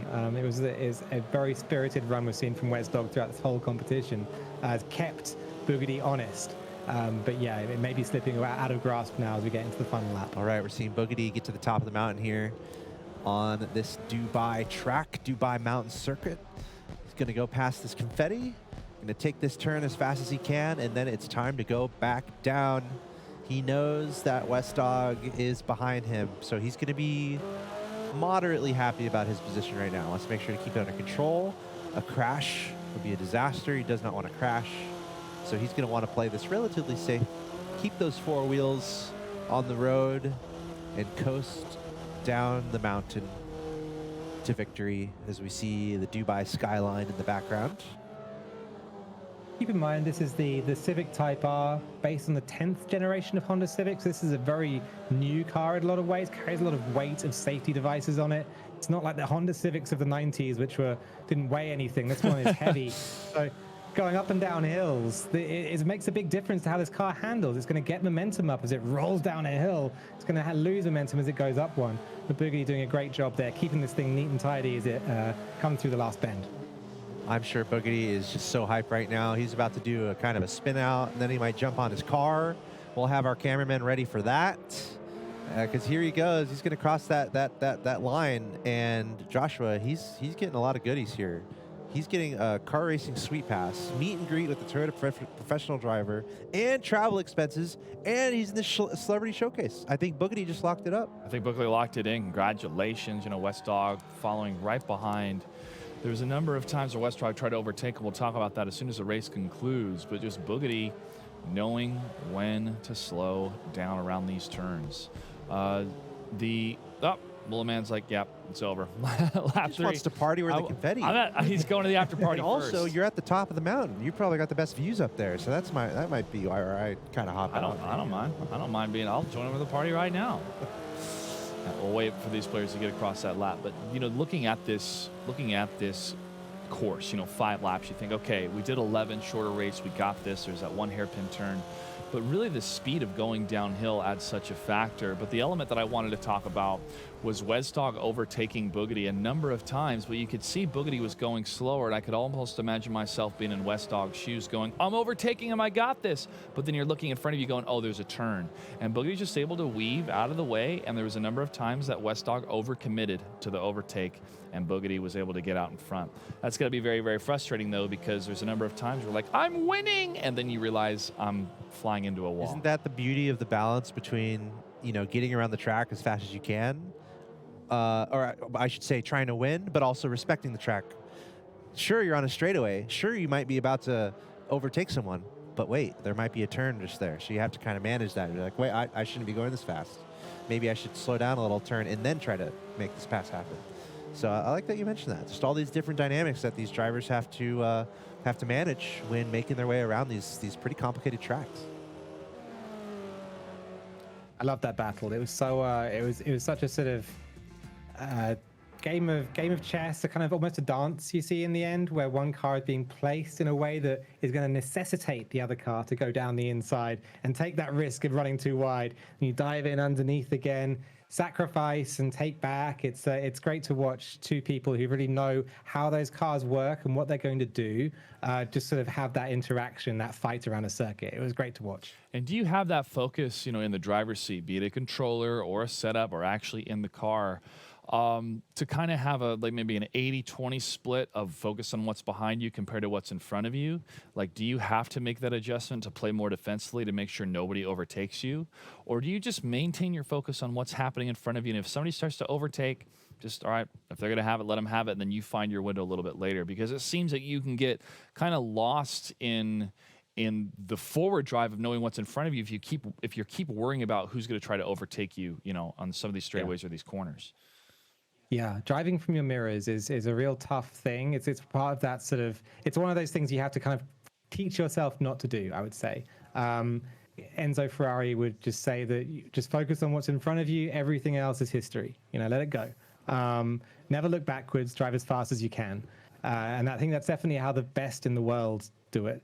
But for me, I can't. My brain doesn't work that way. I look back, I get worried. I'm looking around everywhere, and I think that's natural too. You got to fight it, and you got to learn not to. Yeah, definitely got to fight. But one principle that I kind of think about too is skating in a skating rink. And I know they're like, what are you talking about? If you're worried about people passing behind you, you're going to crash. You're going to crash into people. You're not going to focus. You have to focus on just going straight and what's in front of you. So it's that type of principle, I think, with momentum and racing that can help people remove the thought obstacles of, like, if you're thinking about everything on the track, you're not thinking about how to really get the best time or how to really, find the acceleration that you need when you get out of this turn. And in essence, you're really fighting against yourself. Or trying to better yourself. So it's really fascinating too, of like some of the principles we have of going into traffic and being like, I got to focus what's in front of you, but I still got to check my mirrors if I'm merging and stuff, So it's it's fun to see. Not a whole lot of merging happening. It's more of overtaking in Forza. Yeah, and I almost think too, you always have that foundation of, yourself practicing whatever track you're on. If you're trying to be a pro, you have so many hours racing these tracks. You're very familiar with it. I almost see it like DDR, where you have your arrows and you're trying to get the perfect combo with your arrows, right? Yes. That's what you're trying to do in a racing game. You're trying to hit your perfect combos around all these turns to get the best time possible, which I think is really cool. Well, and that's what these players. One of the interesting things about racing games as an esport is I think they're one of the only games where like a fast monitor, so a monitor with really fast frames, won't make that much of a difference, because they're all about rhythm. Like you say, you learn the rhythm with your own equipment and you just repeat and you kind of zen into it and keep going around. And so having super fast frames on your monitor, having one with low latency, things like that, it's not going to make that much of a difference if you're at that level. So it's one of the few places in esports where you can really succeed with some pretty straightforward equipment. All right, the math has been done. We did it, and we have our final standings for Group A. Congratulations to Chris Santacroce. I hope we're going to get clarification on how to say your name. Apologies if I said it incorrectly. But Chris is going to be our winner of Group A. 80 points, close behind the Wesley Garber. Huge shout out to him. So close. He got second place every time. So 8 points just behind Chris, followed by Dustin and Steven going along down the line. So congrats to all of our competitors here today. This is a ton of fun watching Group A. We do have another group incoming shortly, but Chris is going to be our winner. So congratulations to him. Yeah, we'll try to get an interview with our winner set up here in just a sec. But again, the decision-making from Chris, from Boogity, there on the tracks, every single track, first place every single time, but 8-point difference between him and Wes. So I'd love to pick Chris's brain here when we get him in the interview to ask, what was it like to see Wes overtake you in a couple of these laps, and if you started to get nervous? Because those nerves, I don't think, really played a factor later on when Boogity was just really looking good and making a lot of those tight turns and solid decision-making. I mean, kind of looking back at the VOD when we posted here, people want to go back and clip it, you can just see how close it was between the two. And as you said, Ali, it's like a dance, because, you're trying to go your maximum speed while you're not crashing into each other, and it's so close. I mean, that's why people have, made a sport out of watching it. So I believe we have Chris standing by. Congratulations to our winner for our first group. Chris, how you doing? You got me? We got you. We can hear you. Okay. Okay. I had to set up the main computer for that. Oh, all good. Well, you're on the main computer. Yeah. So can you tell us a little bit more about yourself and where you're playing from? We're from New York. Wait.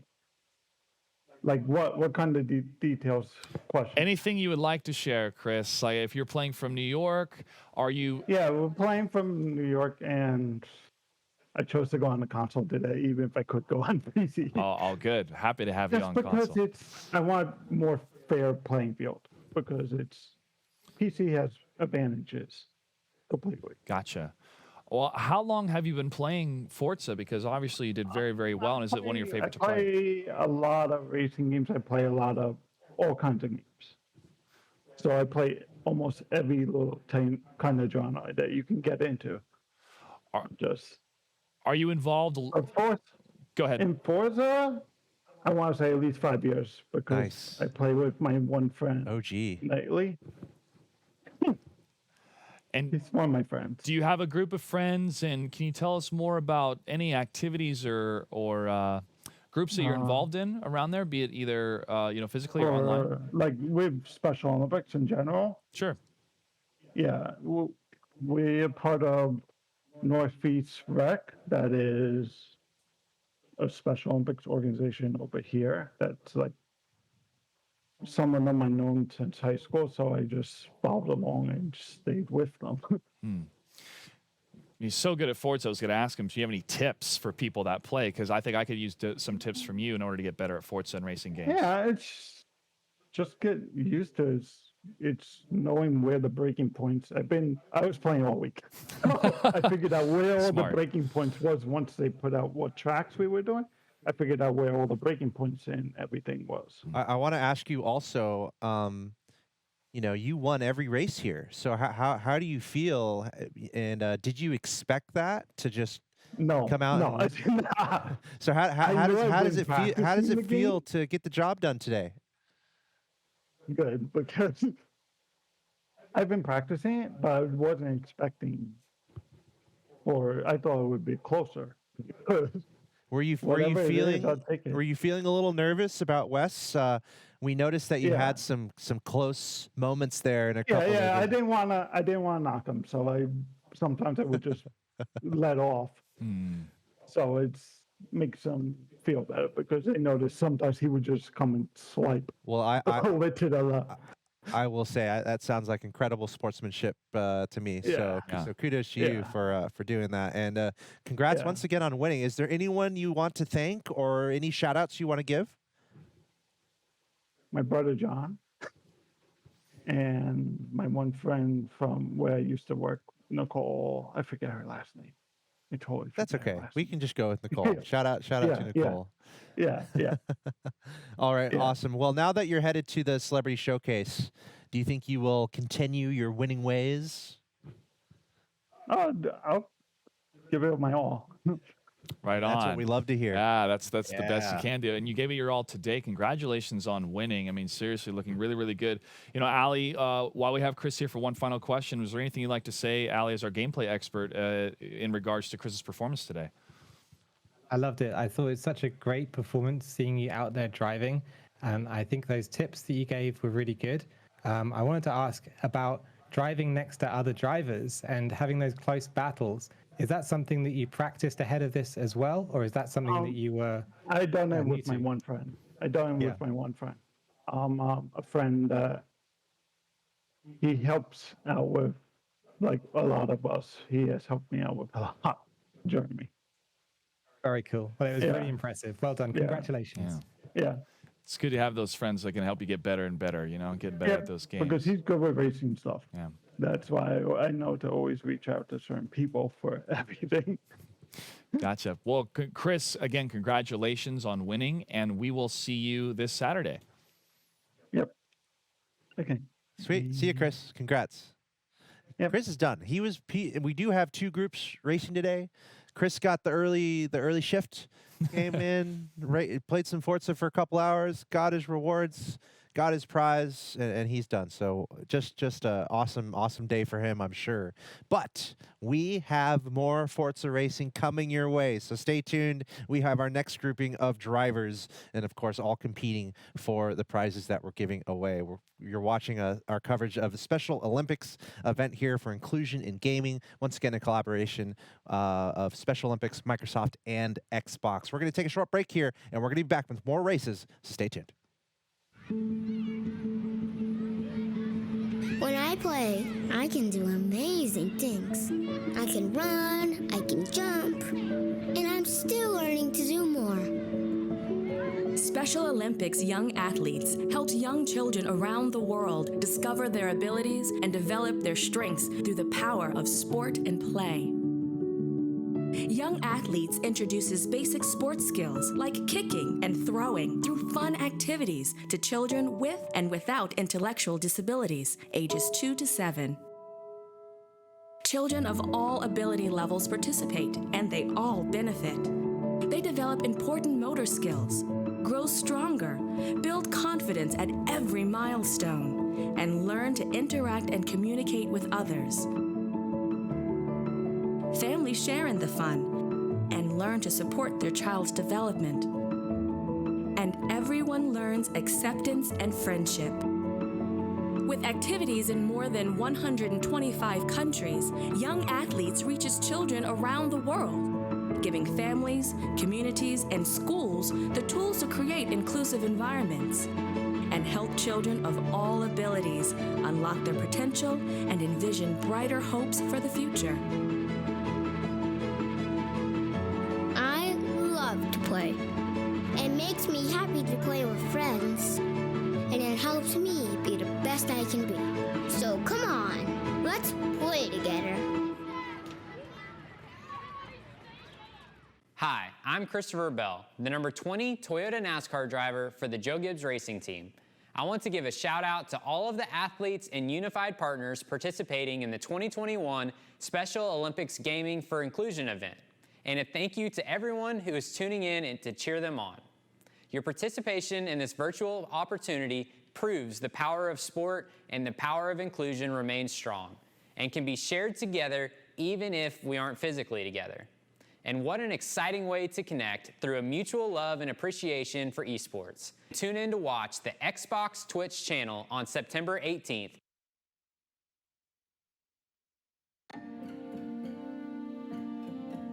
Unified track makes me feel special because some people see me and they're like, oh my God, that kid is so fast. He looks like a great runner. When I tried unified sports, I actually managed to make friends. And that feeling is more important to me than regular track. Unified sports makes everybody be able to better their best. Welcome to Inclusion Weekly, a show about how schools and students are working with Special Olympics to push for equal rights and opportunities for students with intellectual disabilities. Today, we're looking at the important role of unified sports.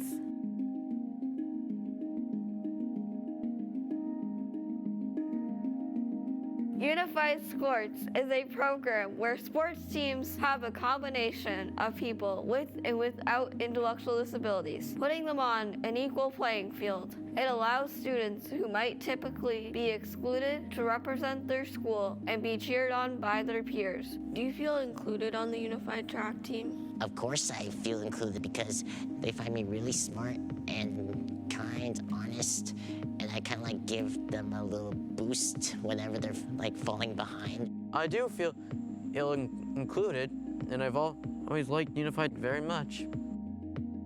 I quickly learned how great of a personality everyone's had there, and it led me to realize that I could also be having a great experience by joining Unified Sports. People in Unified Sports are less likely to experience bullying, and they have a more positive outlook on life.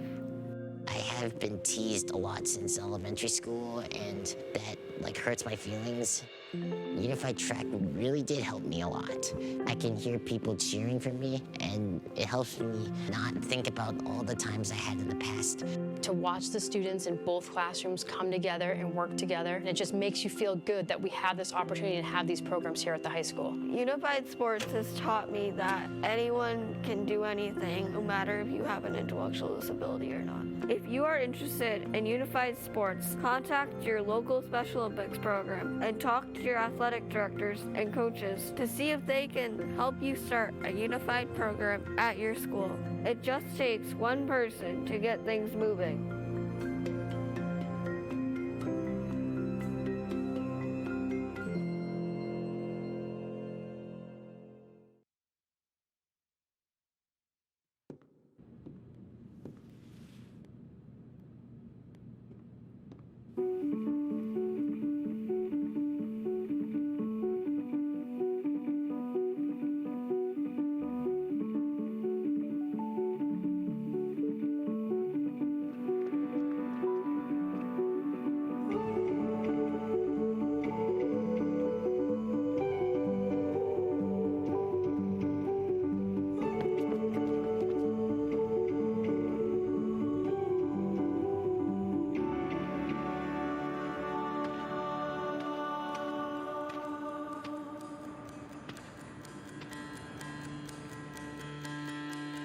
I saw the light flicker across the wall.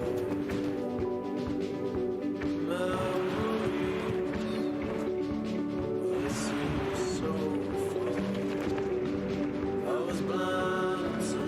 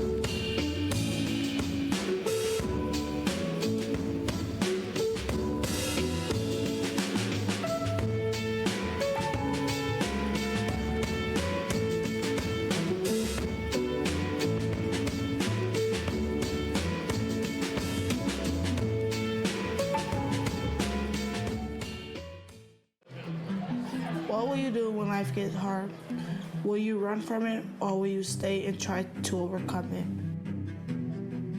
Just don't be afraid of the future. Go out into the unknown and try.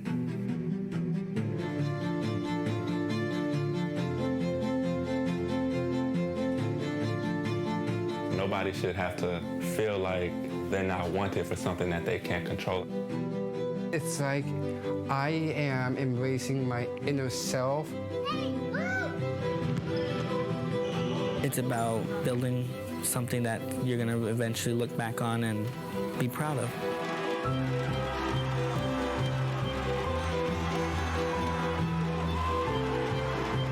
These are bonds that can never be broken. I'm never going to forget these moments. It's a beautiful thing. Special Olympics has changed my life so dramatically. I truly realize that what I'm doing is for a great cause. It's helped me a lot to be fearless, you know, in the real world. My friends I've made through Special Olympics are the best people I've ever met in my life. I've made a difference. Now it's your turn to make a difference. We are champions together. Making a difference every day.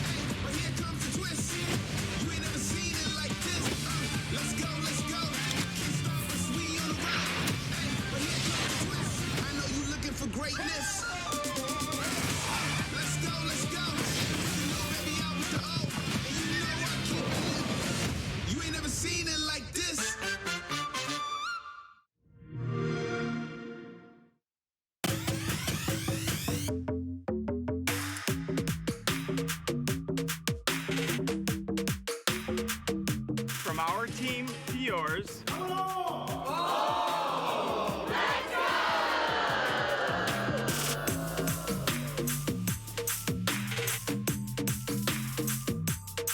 On behalf of everyone from Toyota, we encourage you to start your impossible.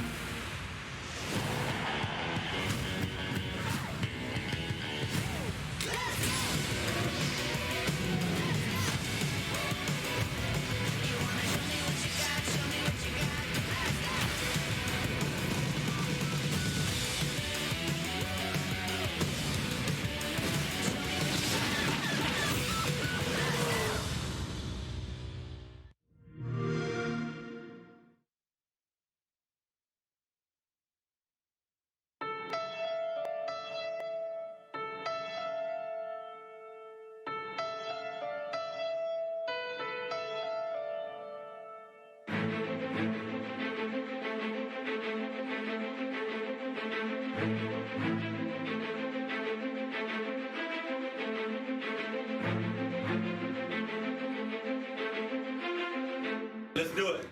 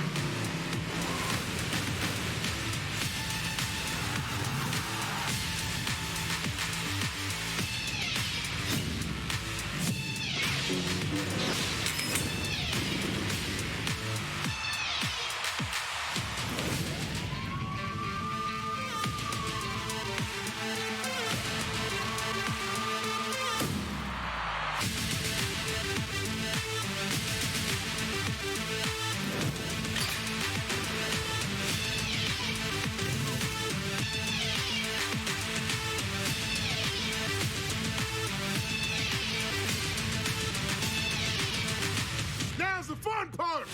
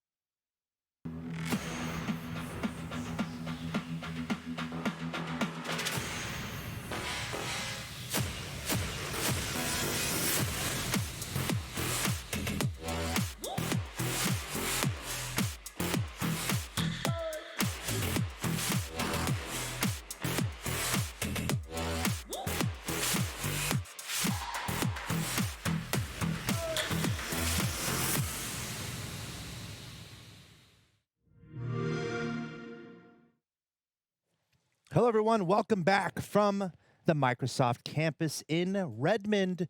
We're doing more video games as usual. I'm Axel Toss, joined by Mr. Joshua Gray. Woo! Ready. And we are continuing with our Special Olympics Gaming for Inclusion event featuring Forza.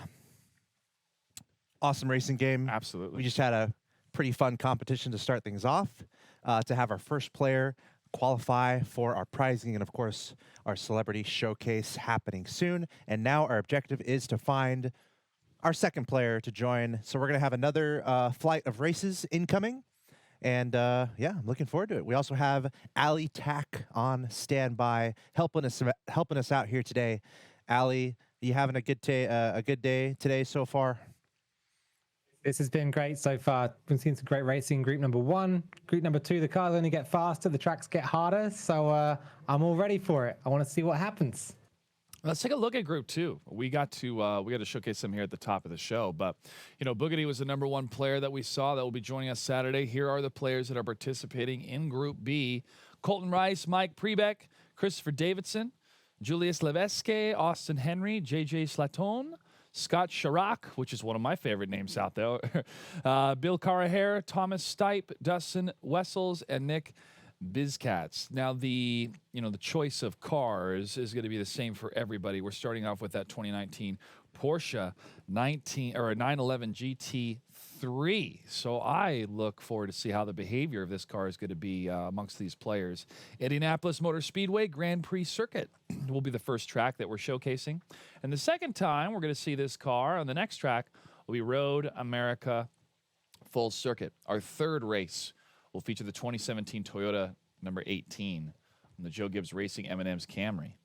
Watkins Glen Full Circuit will be the track. And same car, 2017 Toyota number 18. Sebring International Raceway Full Circuit will be the final race that we're going to show. So, Mr. Ali Tack, here we go. A couple new cars, a few new tracks. What do you want to share about what we have incoming? Yeah, well, we are just underway here at Indianapolis, and you can see that. The car that we're running here is the Porsche 911 GT3 RS. The thing that's really interesting about this car, as we will head through turn one, is that it's one of the last 911s to feature a true rear engine behind that rear axle. Classic part of the build of a 911, a very uncommon place to put an engine in the rear in that manner, and it makes the car's weight distribution very strange. 40 39% of the car's weight, that's all, is toward the front of the car. The majority is at the rear. And it means it drives a little bit like a, you know, those construction cars that have the steering at the back, and they kind of swing around and pick up different crates and things inside of warehouses. It drives a little bit like that.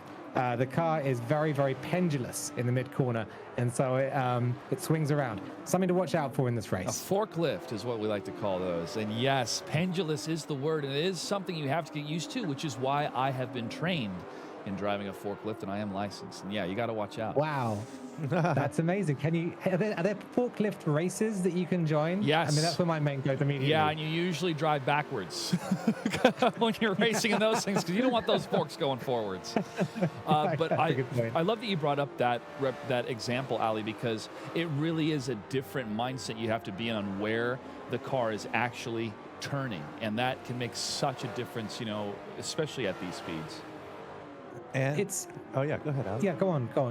Okay. Well, what I was going to say is that it's a very sort of classic characteristic of a road car. So the two cars we saw previously very much have the weight toward the front, and it means the front wheels will slide first before the rear wheels. It's safer. The car's going to go in a straight line rather than start spinning.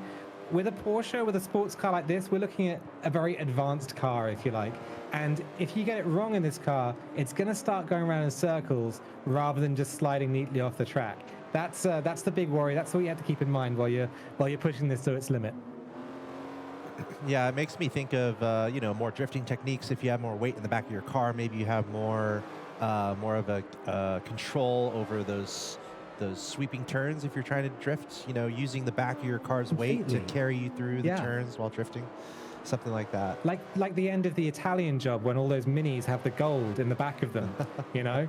And then they're skidding around, trying to get around the place, and the rears of them just slide around. You can see in that movie exactly how that works. That's completely true.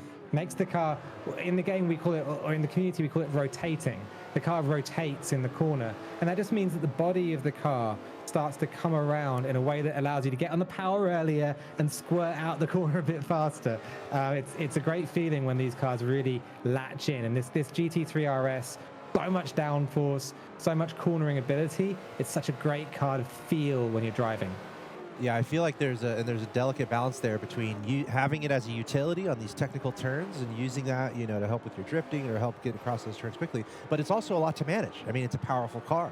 So that's something that could, that could get out of control pretty quickly if you're not managing it properly. Something like with great power comes great responsibility with some of these cars. With a 4-liter flat six comes great responsibility completely. It's a beast. So speaking towards the track too, I mean, I'm kind of loving it. I feel like this is in our IRL track. This doesn't seem fictional to me, right? Indianapolis Motor Speedway. Just looking at the map here, a couple of things that stand out to me. Kind of a jarring difference between one half of this track and the other half. You'd almost expect it to be a normal oval, you know, but then someone had to go and scribble and mess things up, right? It's not a normal oval. You have part of it that seems like a really big straightaway on kind of the backside coming to the finish line, and that big straightaway also goes into your start line. But then, that's right, Mr. Ali Tack, I'm looking at the left side of this track, and that's where the child scribbling comes into mind. What happened with this track? It's not a clean oval, and it seems like there's quite a few technical turns in the front half. Yeah, so this track is what happens when, so you take the setting of the Indy 500. It's a big oval. Actually, it's a quad oval, so you have 4 corners in it as an oval. And then you decide that you want to run Formula One around it. The result is that the cars run through the infield of the track, and you get what's called these days a roval, like a road track oval. And the inside of the circuit is like you said, a bit of a scribble. It's an interesting track. These kind of tracks are very much sort of the characteristic of them is that they're very flat, because you have this huge, almost like an amphitheater. It's an enormous banked area around the outside, and then in the middle of it, it's just a big flat field where they put all the racing corners. And so it ends up being very sort of all about finesse, all about getting your lines right, because really the undulations aren't going to throw you off so much. Indianapolis, though, classic circuit. Way back when this whole thing was paved in brick, millions and millions of bricks individually laid around a huge oval. And these days, just 1 yard of bricks remains at the start-finish line. And that's why it's called the Brickyard, kind of. It's something like that. There you go. That makes sense to me. Yeah. That's pretty awesome. Right now, by the way, keeping an update on the race, we have Rice Family CO. We're 4 laps out of 7. I'm assuming capital CO means Colorado, unless they're a chief executive or something, which they could be. But my guess is... You're absolutely right. Colorado. My guess would be a Colorado reference there. Yeah, go ahead. This is Colton Rice. This is the winner of last year's Forza competition with Special Olympics. He won with 2 race wins last year. He's an incredible driver. It says his favorite song is "Shut Up and Drive" by Rihanna. That's my factoid. Nice. For Colton Rice. He's a cool guy and shares some different recipes on YouTube for overnight oats. And a very, very fast driver on Forza. We can expect to see him racing pretty hard over the next 4 races, trying to get his way to the top. Overnight oats. Consider me sold. That's one of my favorite carbs to have in the morning. I better check it out. So the closest driver to him who's trying to chase him down is MP Racing 24. And honestly, he's not too far away. He's going to be going around, I suppose it would be turn 2 and then this gradual turn 3 here on Indianapolis Motor Speedway. But... You said it's Colton Rice? Colton? Colton Rice, yeah. Colton right now. By... Yeah, he's leading the way here. Yeah. But don't want to be too confident. Don't want to be too feeling safe because second place is not too far behind, I don't think. And you know how Forza is. One of the things racing games, if you crash, everything can change very quickly. It can. It really can switch around. One of the things I wanted to notice about Colton Rice is he makes his own liveries for the cars. So you can see that he's painted his car with an American flag on the roof, and he's got Colton written on the side of it, and some different decals around the place. So there's a little bit of creativity there and a little bit of forward planning going in, not just in terms of practicing the track, but also in terms of painting his car to look the business while he's out there and getting his results in. Oh, it's looking good. Our professional observer is getting some shots of that. Great job, whoever's controlling the camera on the left. That's me. Yes. Great job, Axel Thomas. Thanks, guys. Yeah, taking a look at this car, that is pretty cool. He's got that American flag. He's got Colton on the side. Trying to cruise to victory here, looking good in map number 1, or race number 1, I should say, here on Indianapolis Motor Speedway. Looks like there are no... there's no way to physically have altercations with other drivers here. It looks like just ghosts around. So that is a variable that is nice, I'm sure, to not have to worry about. Just making sure you have a clean drive. You don't have to worry about anyone kind of messing you up. And again, in second place here, we have the next closest driver, RTP, I believe his name is. And MP Racing 24 here in second place. Trying to chase him down. That's right. And let me do a quick look at third place. See how far behind he is. Okay, he's not too far behind either, but it looks like there is a decent amount of distance between these drivers. And I feel like, Ali, the best on this track here is the best way to kind of make up time. Obviously going to be the left quadrant here where you're going through the middle. Obviously not on the straightaway because everyone's going to be able to drive fast. Isn't the art here just trying to see how fast you can go through more of the technical turns to try to bring the race back a little bit? I think you're right that with the Porsche 911, with the GT3 RS especially, there's so much downforce that really everyone can go the same speed around the oval section. It's quite easy to be flat out there. Easy is, easy for these kind of drivers, for fast drivers. The infield is where you're going to find all of that time, when you're going to be able to sort of finesse the car a little bit and squeeze a little bit more out of the track. It's all about judging your braking and being very, very smooth with your inputs. I find, especially on this circuit, one of the things that I struggle with is actually not smoothness putting the brake on, but smoothness taking the brake pedal off. When you're coming into the mid-corner, if you just jab the brake pedal off, you just release it, then suddenly there's a shock wave that goes through the whole car. We were talking earlier about how the car is all on springs. There's one on each wheel, and the whole thing bounces along the second you do that. So you don't want to send those reverberations through your springs. You want to be smooth with your inputs, both on and off. And that's one of the tricks around Indianapolis. Smooth brake release. All right, final lap here. Colton is probably feeling pretty good. Maybe checking the rearview mirrors very casually. Probably's got one hand up. Maybe got some coffee on standby. 10 and 2 all the time. He's cruising, isn't he? 10-2, Is there a sense, though, trying to beat your personal best in races like this, too? Let's say you're out in front, but you're still, is there still an element of, maybe trying to beat your best race or trying to set a PR with your lap time? Just stay warmed up effectively?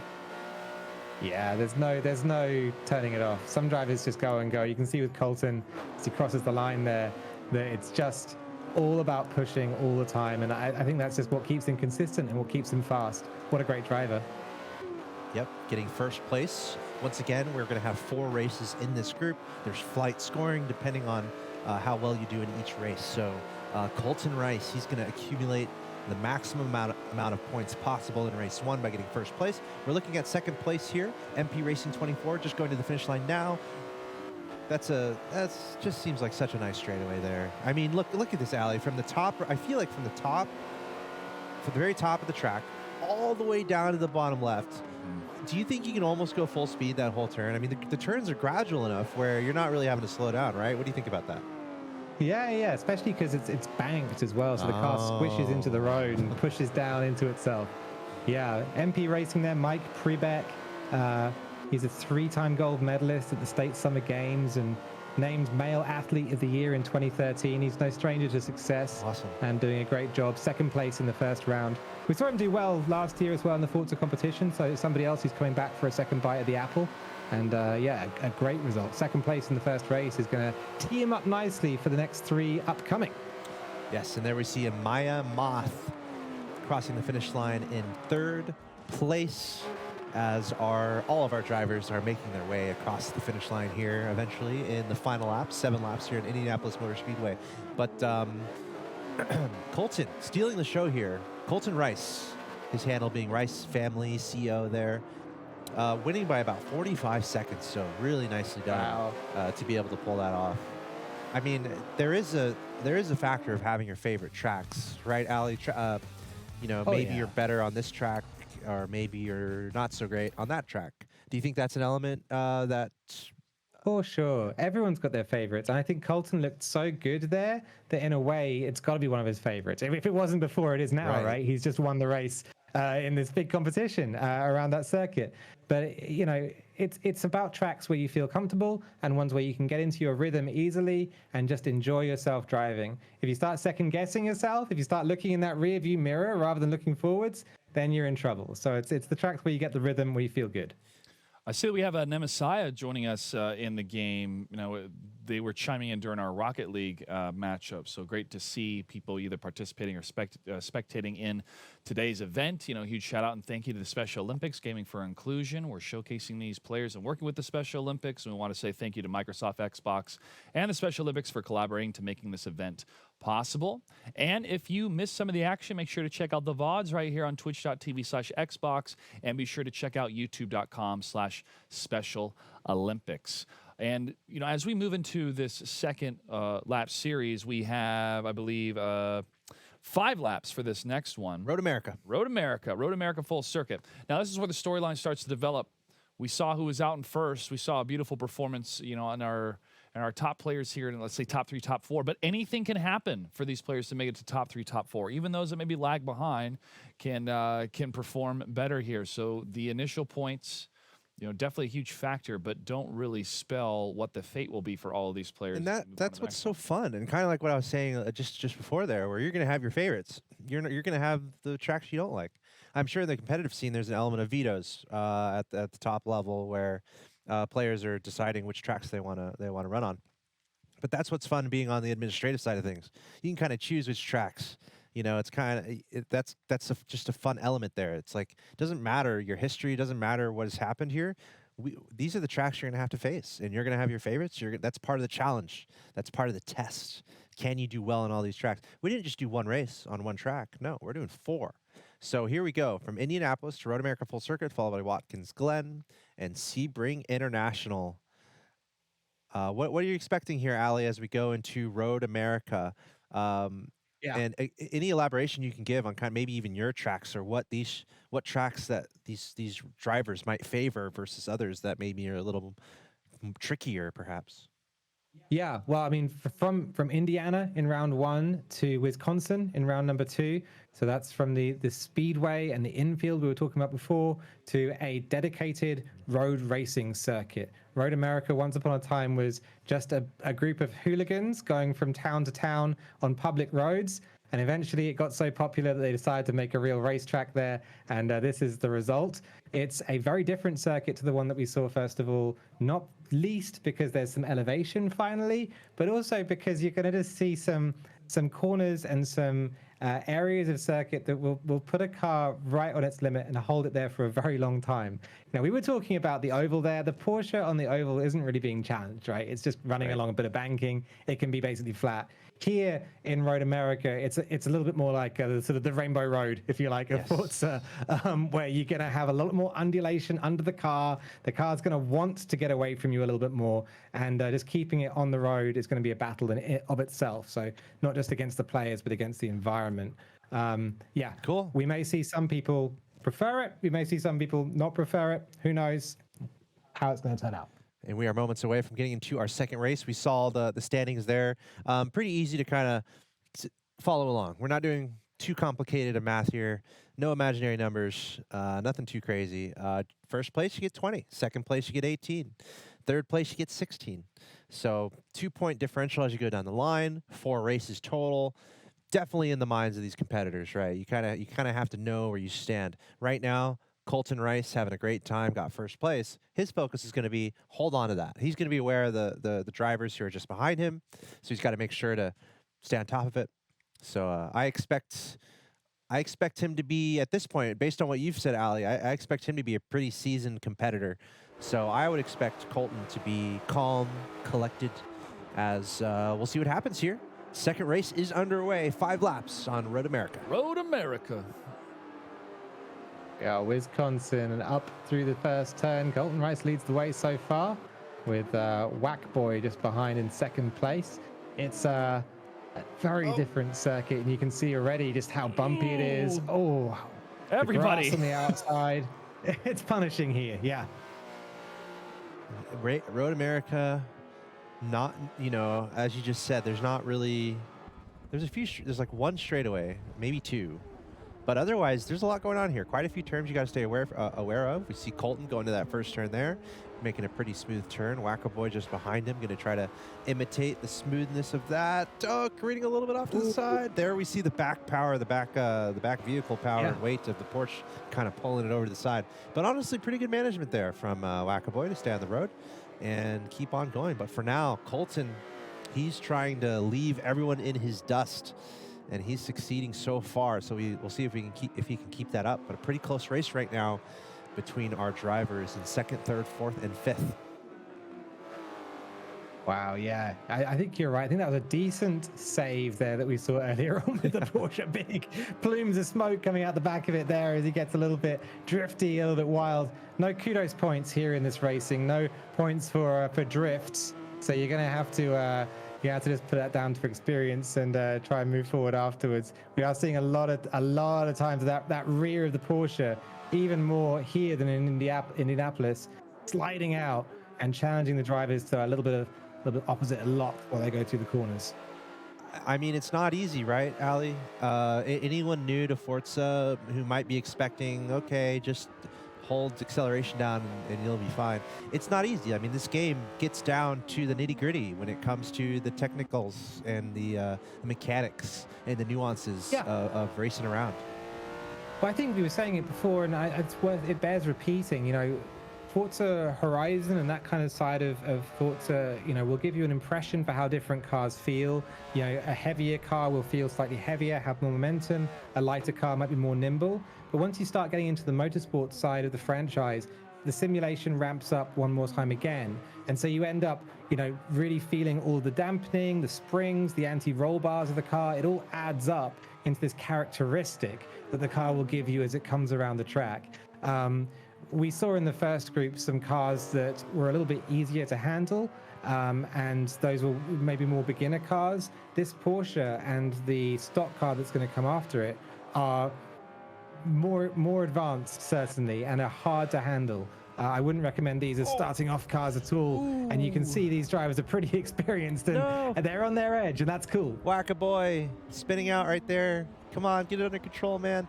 There's a really intense battle there, Ali, between second and third.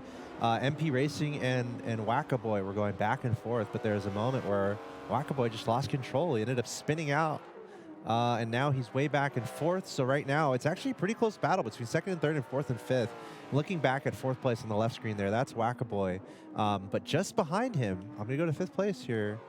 Just behind him is SO Esports 3. You can see right there, he's got Whack-a-boy right in front of him. So it's always fun to keep an eye on these battles for fifth, fourth, and let me go up to, actually, I'm going to go up to third place here because there's a battle going on for second right now, and that's a battle between MP Racing. As you can see, oh no, he's going on a bit of grass. Keep those wheels on the concrete, but you can see right in front of him there, that's going to be second place. So gotta keep things under control here. Don't count yourself out. We see some drivers crashing here and there, but looking at this battle between second and third, it's pretty serious. Of course, Colton way out in front at this point, and as long as he doesn't make any huge mistakes, he's going to be just fine. But the battle for second getting pretty intense here. I mean, it's like we were saying before. It's one of these races that you don't race the other drivers. You also race the track. Yeah, they say this about the 24 Hours of Le Mans. No one wins Le Mans. You survive Le Mans, and maybe you win. Maybe you're the first place then, but you survive. That's the main thing, and that's what's happening here. This track is fighting the drivers, and it's making them work to stay on the track. Interesting to see Whack-a-boy out there. That's Julius Levesque. Running pretty well in this race, having a fight, I think, for fourth right now. He's a horse riding expert, so somebody who's used to a little bit of horsepower, although I think the extra 513 in this Porsche might be surprising him. 513 times more than the one single horse. Let me tell you, just one horse can get a little bit crazy. Well done. Kind of an interesting moment angry here. German horses, too. So oh, yeah. Really got a wrangle. Yeah. Looking here at MP Racing, currently in third place, going across the straightaway, crossing into lap number 4. If you look a little bit out in front of him, he's got another driver there within distance. So I'm really curious about this battle here, going around turn 1. Let's see how both these drivers handle this. MP Racing keeping it cool. Don't want to hit your brakes. Yeah. You want to leave your foot off the brake as much as you can because you want to go fast, but you also don't want to spin out. So those are the balances that the balance that these drivers are trying to find. But it looks like whoever's in second here. Let me go over to, it's Maya Moth. It's actually holding her own here in second place, and that's pretty impressive. Yeah, Maya Moth doing a great job there. This is Thomas Stripe running in this car. He's a great driver as well. Last time out, we saw him. We saw this driver a year ago as well, and he had his own custom liveries. Not this time, so maybe with the stock car. Maybe later on today with the Toyota, we might see a custom livery come back. But I think it's the Xbox green for a lot of these drivers. Okay, yeah, that makes sense. Really cool seeing those customizations. But Maya Moth holding off third place very nicely. There's not really a crazy technical turn on this one, is there, Ali? I mean, I'm looking at this map and seeing these drivers kind of make their way around it. I don't feel like there's a turn that's really giving everyone trouble. It's just about taking these turns, maybe being a little more greedy and just taking them as fast as you can, because this is a more forgiving track, it seems. Yeah, it's a track which doesn't have like one area, I wouldn't say, which completely jumps out at you as a really challenging space. At the same time, I think the whole track, and in this car, is at another level of challenging compared to what we've seen previously. That's why we're seeing a lot of drifting here, a lot of sliding around, all that tire smoke. That's all cars that are out of control. And I mean, I love it. It looks impressive. It looks cool, but it is not the fastest way around a corner. You know, in a sense, when you're racing driving, you want to always be driving in quite a boring way. You want to be smooth, have all 4 tires in a controlled motion across the track, rather than, you know, the front gripping and the rear sliding and the plume of smoke behind you, even though it looks awesome. And we saw a car in the middle of the road there. This is ghost mode. Can't really mess with other drivers here, and that's probably for the best. Probably for the best. I'm taking a look at MP Racing here because Maya Moth just had an incident on turn. Let's see, 1, 2, 3, 4, 5, 6, 7, 8. Turn 8, I'll call it. Kind of the bottom left-hand side of the track there. Kind of a sharp turn. Maya Moth did end up crashing there, so this might be an opening here for MP Racing. Just 1 lap to go here. 2 laps to go. So they are just started lap 4. Then they're going to have lap 5, and then they'll be done. Colton way out in front. We're looking at 3rd place here on the left side of your screen, trying to track down our driver who's in 2nd. Not too far out there in front. So Maya Moth has to be pretty careful not to make any mistakes here because MP Racing. I think Maya Moth did make a little one there as well. I think just a little slide off the track. The pressure is on. Yeah, MP Racing is right there. Another straightaway here, and this might be one of the more technical turns. We're about to see 2nd and 3rd go. I believe this is turn 3 about. Let's see how this is handled by Maya Moth. Goes around it. Oh, the big crash. Okay. That's an opening. Let's see MP Racing. Let's see how MP Racing can handle this. Going to the same turn here, slowing down, nice and easy around the bank. Okay, a little better. Wow, I mean, I feel like that's going to give him a couple seconds at least. I wonder if this is possible. Can we see MP Racing track down Maya Moth here? I think there's plenty of time. There's still 1 lap to go after this one. Yeah, this battle's coming alive between these two. And it's the effective pressure that you're seeing there as well. Maya Moth up ahead will know and be looking backwards and know all about that car closing up and getting closer and closer. And as a result, you end up making mistakes you wouldn't normally make. You wouldn't normally do. Just getting distracted, being overpressured. Another one. No. This could be it. This could be it. And there it is. There's the move around the carousel. Maya Moth reversing back onto the track. MP Racing up to 2nd. Wow, what a move. I mean, that was just calm, collected. MP Racing. You know, Ali, I feel like if you're too far behind and you start thinking about it too much, it's not going to be good. I mean, from a mentality standpoint, you want to always consider yourself in it. And in a racing game where anything can happen, anyone can crash, anyone can spin out. You can make up 30 seconds, you can make up a minute. How important is that mentality? Just no matter what, stick after it. You never know what might happen. You're so right, and it's essential. It's essential. Just having that sort of that attitude whenever you get into a car, whenever you get behind the wheel that says, I'm here to win and I'm going to win this thing, and anything else is unnatural. That's where you have to start. You know, you have to begin at that point. When I go out and race, sometimes I'll see people behind me who I think are faster, or I outcite myself. And the second you do that, you've lost, because you'll start just making 101 mistakes, and each mistake compounds the pressure, because that's how it works. And by the time you're around half a lap, you've lost 5 seconds on them, they're past you.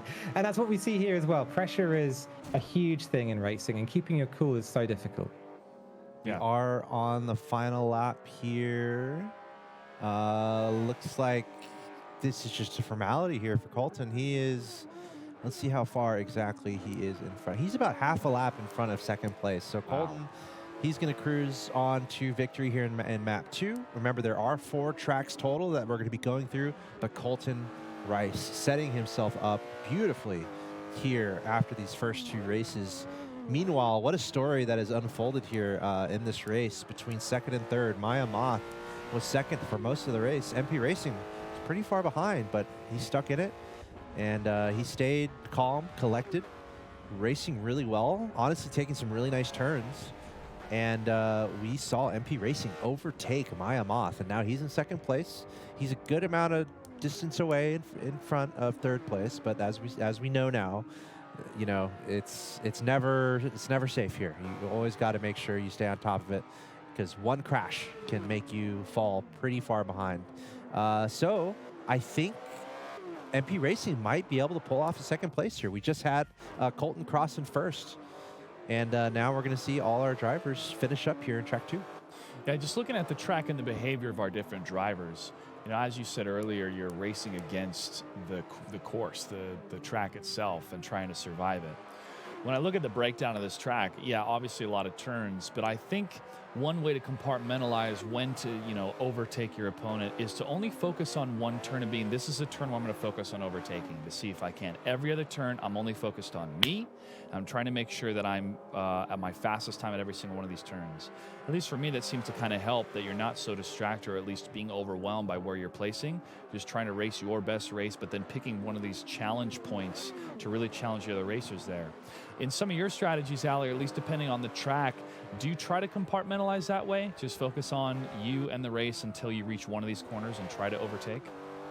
Yeah, I mean, for sure, there's areas in the track where every driver will prefer to overtake, but they'll know that they're decent and they have maybe an advantage as well. One of the things that can happen quite quickly if you're following another car closely is you kind of get hypnotized by them. It's the strangest thing, and you guys will have to get out there and play some Forza and just experience it, because I think explaining it, I'll never do it justice. But if you drive behind another car for, say, 5-10 corners, suddenly you can't see anything apart from the bumper of the other car, and you're just staring at it, and you lose all your advantage, and you're going slower suddenly. And it just takes this kind of mental reset that you have to give yourself every now and again. Having a corner that you've put a flag in the ground and said, I'm fast around here, I know what I'm doing, can be so useful for that, because you can suddenly arrive at this location, and you're like, okay, let's forget about the bumper, let's forget about staring forwards, and try and reset myself, and do that by throwing a move down here at a place where I know I'm confident and know I'm fast. Yeah, I think it does help too, and I know what you mean by that memorization, or that mesmerization. When you're behind a car, you kind of just, it's almost like the flying V and the Mighty Ducks. You just start to get in your place and go with it, because you don't want to crash, and you're intaking the information that the driver in front of you is intaking as well. So it's almost like you're locked into a pattern at first, and you can stay locked in because you're trying to match the same time and then find your opening to go. And it is so difficult because it's very mesmerizing when you're just locked into place. You're like, oh, everything's safe. I'm in second place. I'm okay. Now you got to find that opportunity. But the person in front of you is, again, trying to race as fast as they can, and maybe they're slightly glancing over their shoulder once or twice and deciding, I'm going to go a little bit tighter on this turn, and maybe a slower time for me, but I know 100% I'm not going to be overtaken. And there's also drafting, right, Allie? Is that defined more or less in the game, where you are gaining an advantage by chilling right behind someone? Mm-hmm.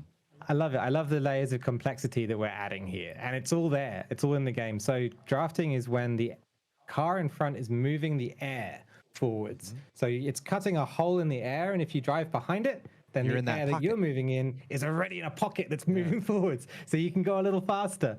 So yeah, you can tuck behind a car and get a small advantage by drafting. You see that a lot in these kinds of cars. You're going to see both drafting and what's called bump drafting, which is when one car parks in the vacuum created by the car in front, and that actually gives the car in front a boost, because it then doesn't have to tow that vacuum along behind it. So there's a lot of dynamics here. They're all in Forza, all very much modeled, and yeah, it just makes the driving more and more complex and interesting. Love it. So many dynamics here. If you're new to Forza and you've not really embarked on this journey before, I hope you're feeling awesome, because there is so much that this game has to provide, so much to investigate. Very high skill ceiling, lots of replayability, so lots to check out and lots to master. Speaking of mastery, though, Colton Rice, he's having such a great day today. Colton is winning our first two races, 20 points for first place. So he's out in front with 2 races to go, halfway through our races in our Group B. Mike Prebeck not too far behind with 36, so still within reach. Also Thomas Stipe right there with 32.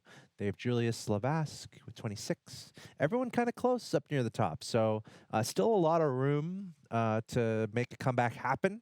But based on what we've seen in the first 2 races, I think Colton Rice has set himself up really nicely, and I could see him going all the way here. Yeah, possibly. You know, maybe the storyline will be between Colton and Chris, our winner from the first group, who would be the fastest driver on the road. That would be Celebrity Showcase. We're going to find that out this Saturday. Yeah, the Celebrity Showcase. So excited to see how this group's going to play out. But again, now that we're halfway through, we have 2 more races to go. It can go any way. Maybe somebody crashes and somebody from 3rd, 4th place can overtake and get the points sitting in the next 2 races, and they could take first place.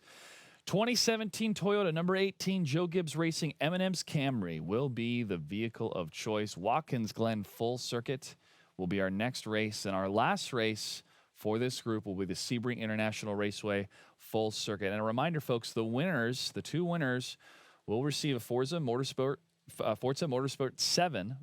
Winners will receive car racing suite passes, including a meet and greet with a Toyota professional driver and travel expenses, 2 packages valued up to $7,500. So, some good That's amazing. prizes in store. That is amazing. And Allie, we are switching vehicles here. So you want to give us a rundown on what we're looking out for from the Porsche to the Toyota?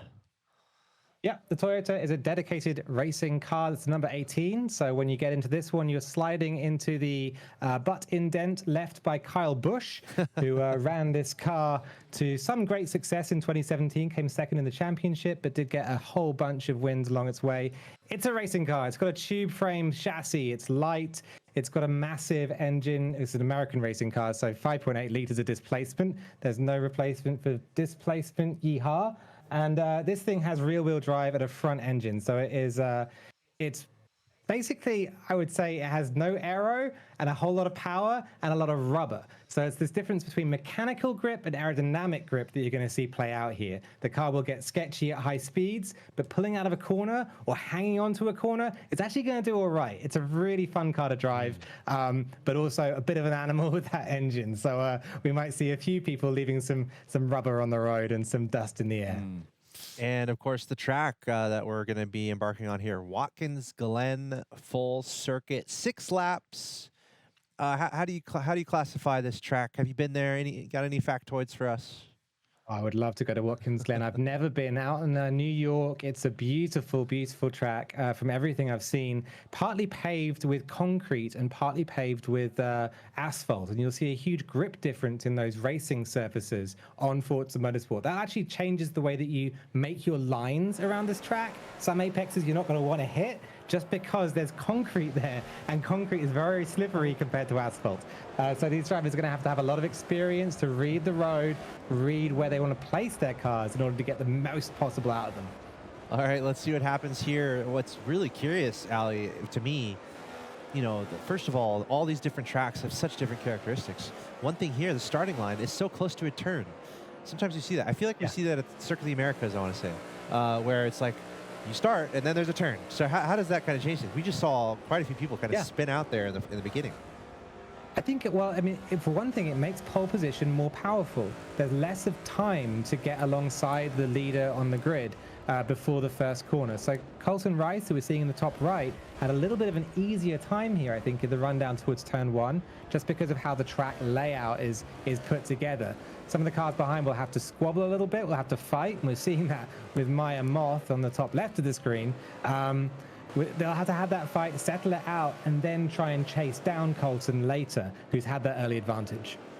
Yeah, and this is the battle, the amazing battle that we saw last track, where Maya Moth had the lead most of the race, but then MP Racing was playing calm, collected, waited for Maya Moth to make a mistake, and then he was able to pass him up and get second place. So love this battle we're seeing for third and fourth. Colton Rice continuing with his winning ways. He's at least 40 car lengths in front of second at this point right now, but a serious battle here between Maya Moth on your screen and MP Racing, both trying to jockey for second place. Maybe the most technical part of this track here, I guess the second half, the last third, you might say. You got a few switchbacks, and then you got some big, a little hairpin there, and then a few more switchbacks almost coming to the finish line. That bottom right section of the mini-map is actually, it's called the boot. It's an extension to the track that was added in the 80s, I think. And all the corners there are named after the different sort of parts of the anatomy of a boot. So there's the laces, and then there's the toe, and then there's the heel, and then you come back around towards the start finish. Yeah, so it's a nice little area of the track for commentators, because you can always you can always be like, oh, the laces of the shoe there or whatever.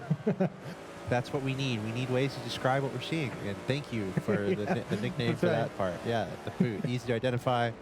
I love it. Loop it, swoop it, pull it. That's what I do with my laces. There you go. Wow, Maya Moth coming together with MP Racing. Turn 2 and 3. MP carries on. MP Racing continues. That's Michael Prebeck. Maya Moth is going to struggle, get back on the road.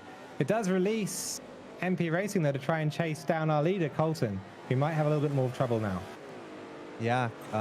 Anything you can do to to scare whoever's out in front.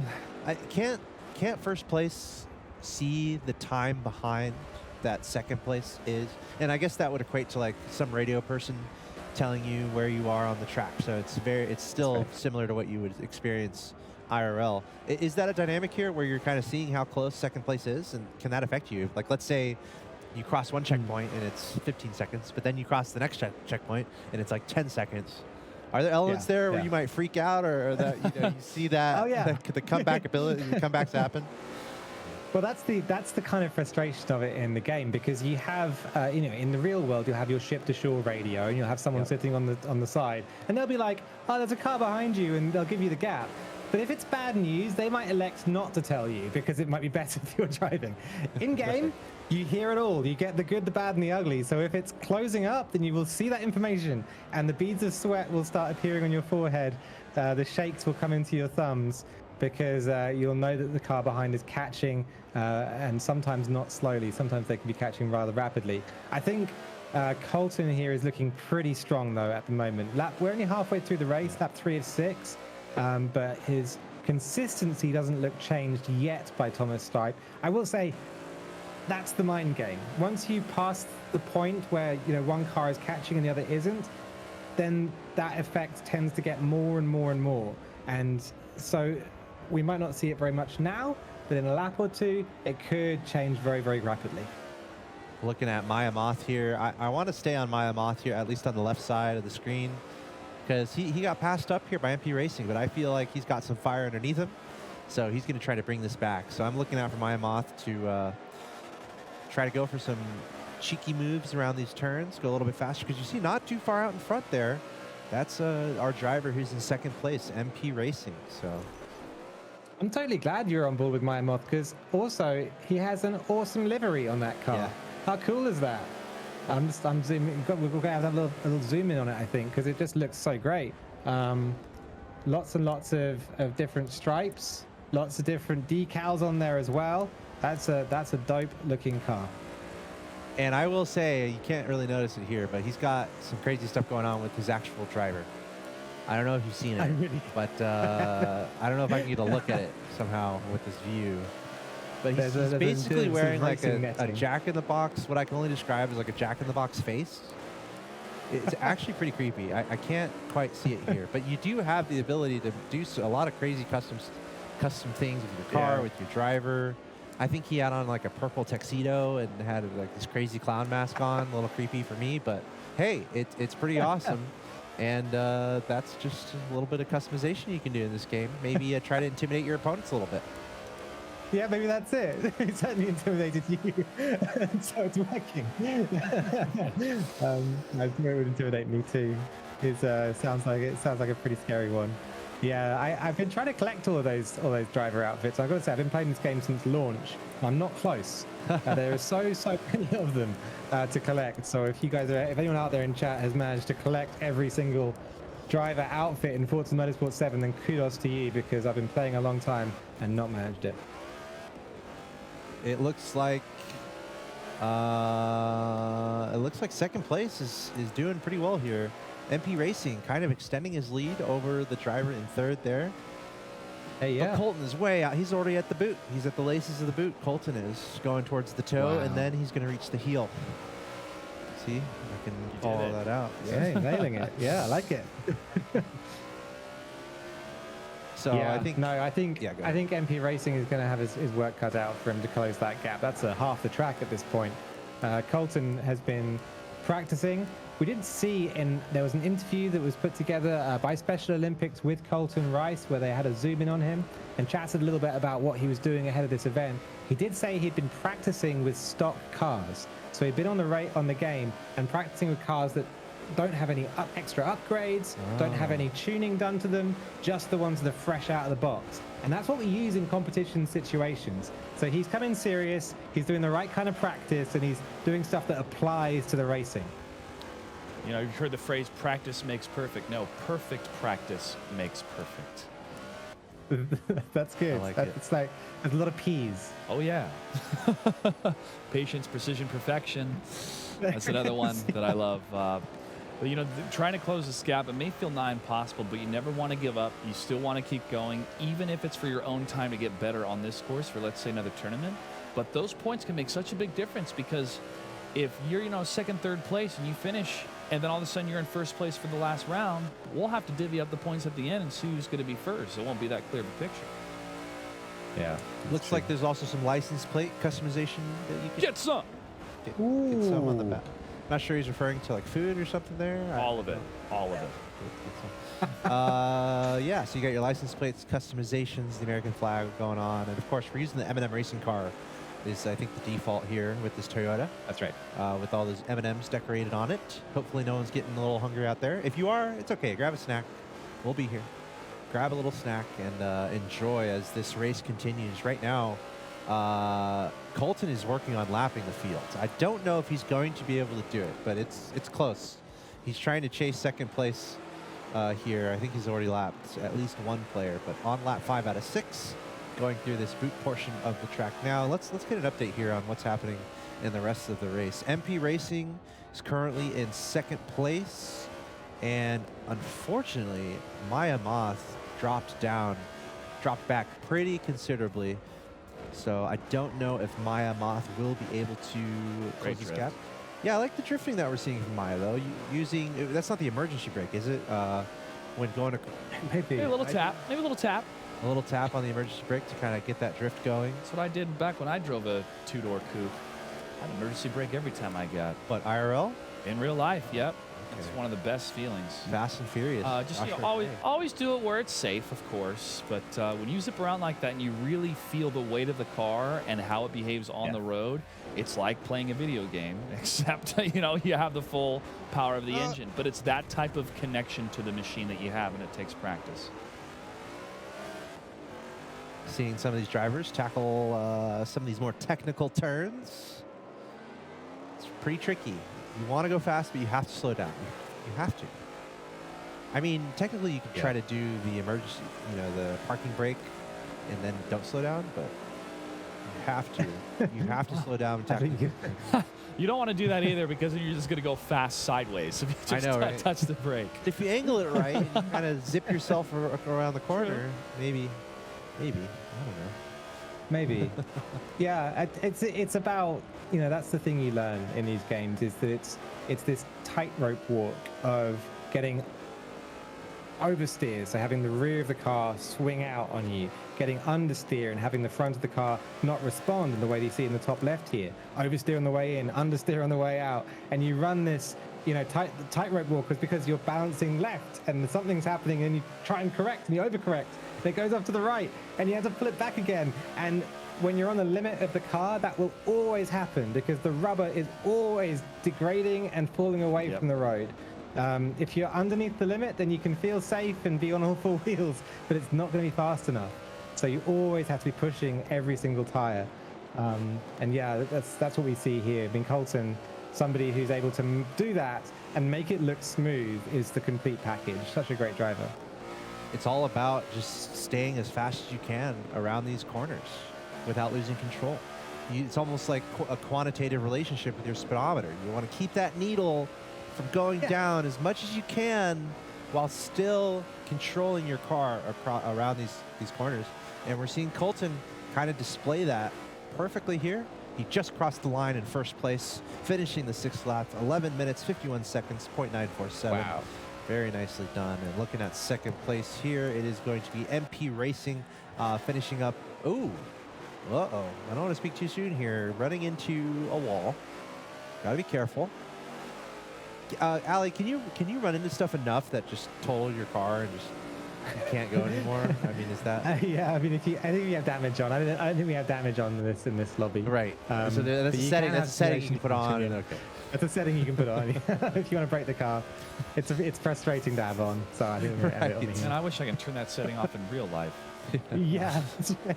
All right, this is a tricky turn here. Let's see how he handles it. Okay, not bad. Slowing down, staying on the road. We saw one player kind of miss that turn a little bit, go off to the left. Kind of technical ending here. And I bet that could be pretty tricky, especially if it's a close race or something. With such a technical ending with all these turns, that can be pretty hard to deal with, I would imagine, if you're trying to finish quickly. You know, you're trying to finish the race, but you have to deal with all these tricky turns at the end. Yeah, you have a lot of opportunities here. Every turn is another opportunity to make a mistake. That's the way to look at it, you know. Because on the straight, you could just keep the throttle pinned and go and go and go. Don't have to hit the walls. But every time there's a corner, it's another chance to slide a little wide, lose a little time, allow somebody else to have a chance to overtake you. And so yeah, the drivers, I'm sure that, you know, the further up they are in the field, the less corners they want to have happen, if you like. Yeah, exactly. But it's an opportunity for everyone behind as well. They'll wish there were a few corners more. Sure. I feel like more technical turns, more ability to bring the race back. Because that's just where the mastery is shown. How do these drivers handle these turns? As we see Maya Moth cross the line in 3rd place. So that's going to be the conclusion of our 2nd race here, or should I say 3rd? That was our 3rd of group. 3rd race. That means we have one more to go. Colton Rice doing a great job on Indianapolis Motor Speedway, Road America Full Circuit, and we just saw him take 1st place in Watkins Glen Full Circuit. And now we're going to move over to Sebring International Raceway. 5 laps. 5 laps to go. And that's going to be the last race that we have here. And it's going to be the last chance for those who are in the race to try to overcome this lead that Colton Rice has accumulated for himself. Here's another rundown of our schedule through Group B. We've gone through the first 3 races there, Indianapolis, Road America, and Watkins. And yes, we're moving on to Sebring International. Sebring International, final circuit. And again, we're seeing a similar pattern compared to our first group. Number 1 player in the first 3 was able to take the whole thing. We'll see if we're going to replicate that.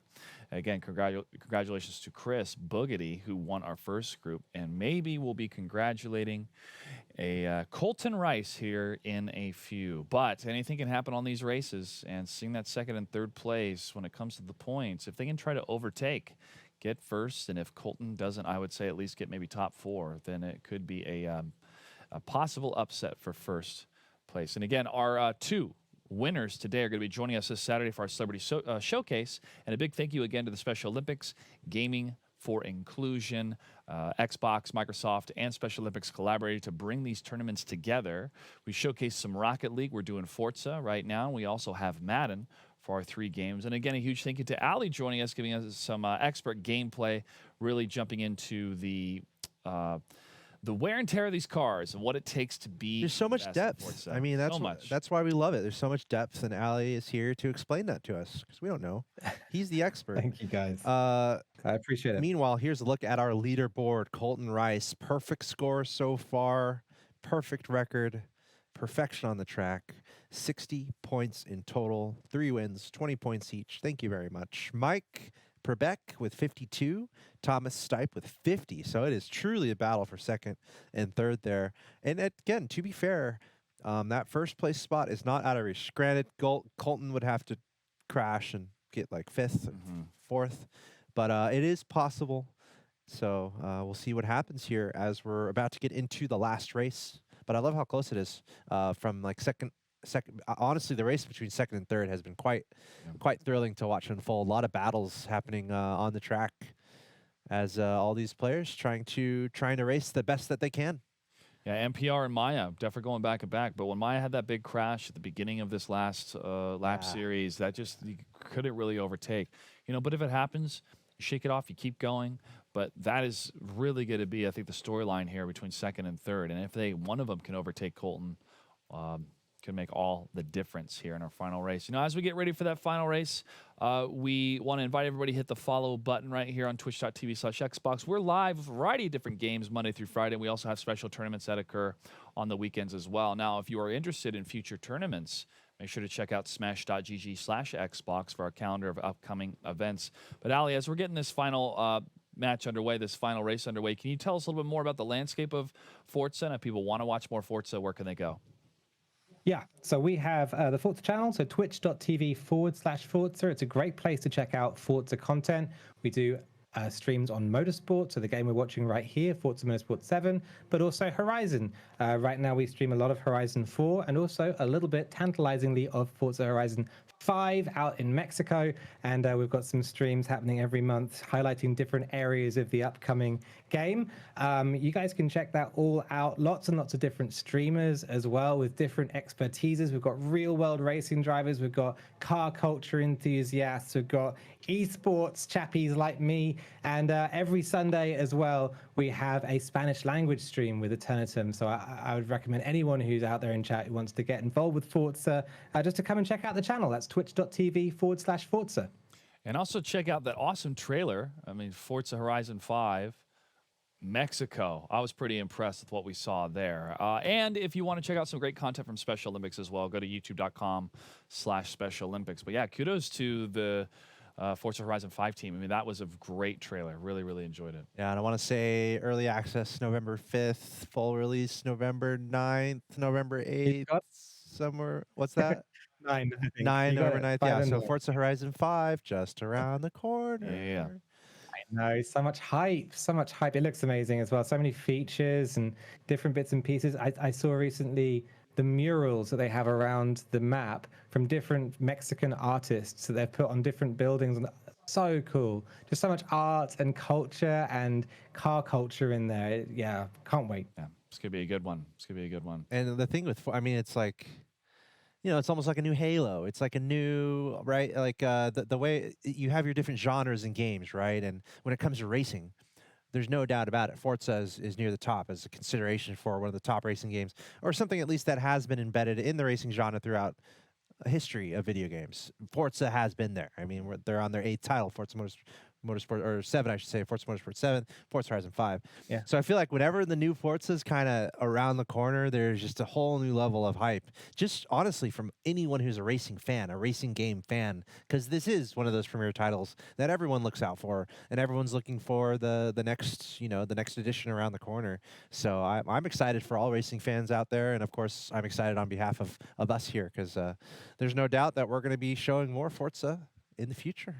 It's a nice game, fun game. It's a great game. And now the biggest question I'm going to have that I hope people can chime in and converse online about, and maybe you and I and Allie can talk about too, is do you use 2 feet or just 1 foot when you're driving? Do you just use 1 foot for escalation and braking, or do you use both? I think it depends. I think it depends on the people, but I mean, you gotta be able to make that decision. But some people prefer to have for just, you know, just 1 foot driving. What do you think, Allie? Is it double feet, 1 foot? What do you use? We have this concept of a clutch in Europe with a stick. So you're gonna need a left foot to use that. Exactly. But yeah, it depends. I think I would get told off. I used to do left foot braking because I did go-karting when I was a kid, and so you'd have a foot for each pedal. But I got told off about that because it's bad. You'll break your car. Oh man! So now I don't. Yeah. Yeah. This reminds me of a quote from Back to the Future 2, where he's playing that arcade game, and the young kids, one of them played by Elijah Wood, looks at him and is like, "You mean you got to use your hands? That's like a baby's toy." I'm like, what games are these kids playing? You know, jeez. But yeah, the clutch system. Use your mind. Use your mind. Drive the car. That's right. I mean, you have to. We're not there yet. We're getting there. We're getting there.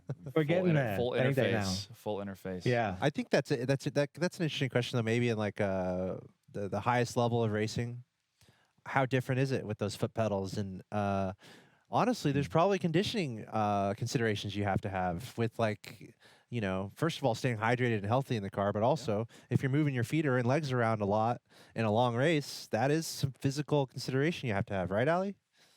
Oh, I mean, Formula One drivers are athletes, and if you look at the weight of a brake pedal in a Formula One car, they have to train. You see them in all sorts of amazing rigs. They train their feet to push the pedals. They have these cool things where they have like a helmet on and then some strings attached to it, and they have like weights to pull left and right inside the helmet, so that they can train their necks to withstand the G-forces when they're going round long corners. It's like fighter pilots in those machines, and it's getting to a point now as well where the fastest cars are getting towards the limit of the human body. So we really can't go any faster, not because the machinery can't, but because the human body is the flesh is weak and flabby. That's why you get suits and then the Avengers step in. I mean, that's how we get superheroes. And that's where we go with this. Yeah, that's the trajectory. Pretty much, but always that drive, or we have video games too, but always that drive to, to be the best and to reach the limit or surpass the limits. And that has been, I think, one of the most captivating elements of seeing, man and machine every year, trying to figure out who's the best. And you see these competitions, you have the sponsors, but between the teams, the engineers, and also, your eyes and ears that are out there to help the drivers know what's going on the track that they can't see, or to help prepare them, or if they can see any damage or something's wrong with the car, and to help inform them. So these teams really have to be so locked in to the minute details of how this machine is functioning at such a high speed, and what type of micro adjustments they have to make in order to have the macro outcomes. And that's, faster times on the track, tighter turns, etc. And it's been dramatized a number of times in different films for sure. But when you actually get behind these cars, in real life, I'm sure it's a crazy exhilaration. But the next best thing is to play it via a video game, be it through a controller interface or the full, steering wheel and pedals.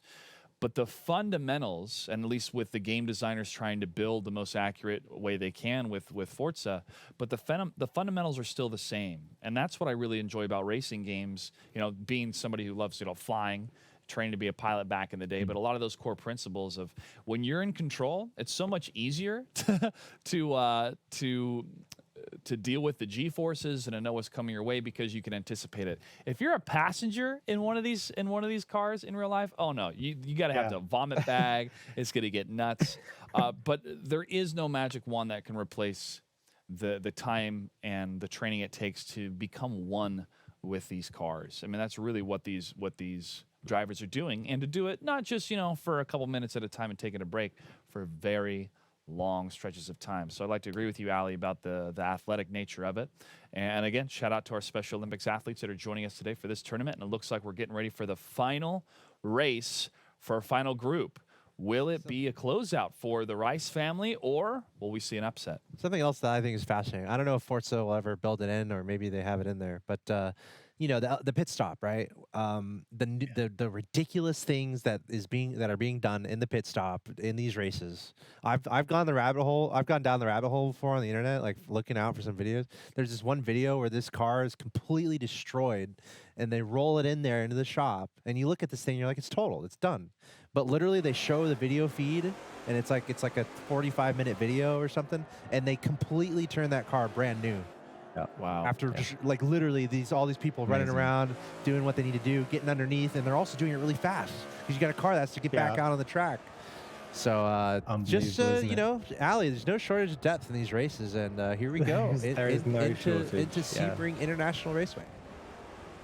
Here we go, Sebring. I mean, pit stops here are very important. I mean, that's a great point. We were talking earlier about how this track is built on the concrete that used to line the runway of a World War II airport, and it destroys car suspension. That's what you can see here with people bumping around and sliding around on that concrete as they try and work out what the limit of grip with these tires in this car on this day in history is around this track. The fastest drivers here will be the ones who understand a little bit of the engineering of a car, a little bit of how they work, and understand where they need to back off and where they can really pin that throttle. Ooh, spin out. Yeah, we're seeing Maya Moth.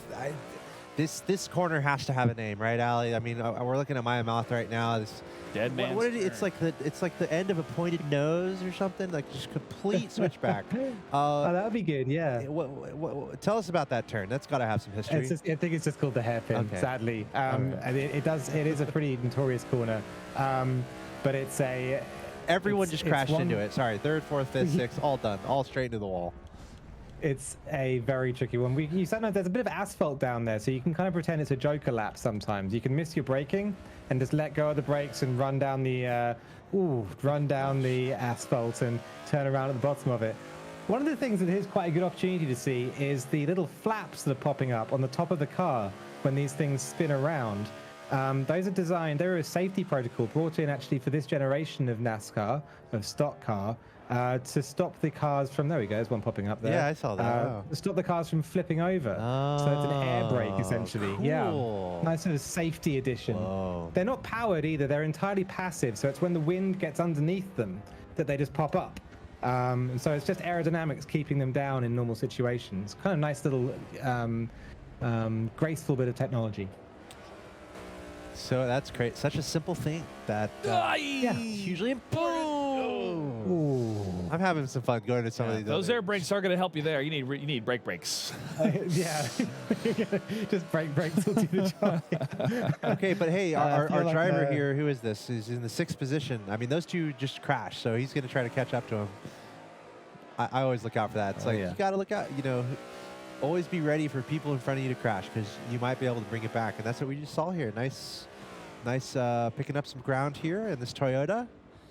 In this red Toyota, I should say. We can take a look at the livery here in this Toyota. This was one put together shortly after, I think, last year's competition. It's a beautiful livery, I think made by Little Vixen. So big shout out to Little Vixen out in the community who made this Special Olympics special Toyota livery with the logo on it and with the white and red colors. It's a little bit banged up now, a little bit secondhand, but new and sparkly. I promise you the colors are all very vibrant, vibrant.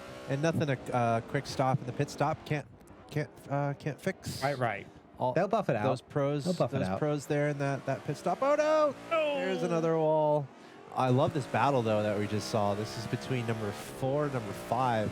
Both trying to navigate this wall and actually both crashing and both peeling away at about the same time. So still around within reach of each other. Who is that just in front? Let me switch over to see who's in front there. That's SO Esports, who is just ahead of, I believe that's Wackaboy, trying to extend the lead. I want to kind of stay here because they're going to go towards this technical turn.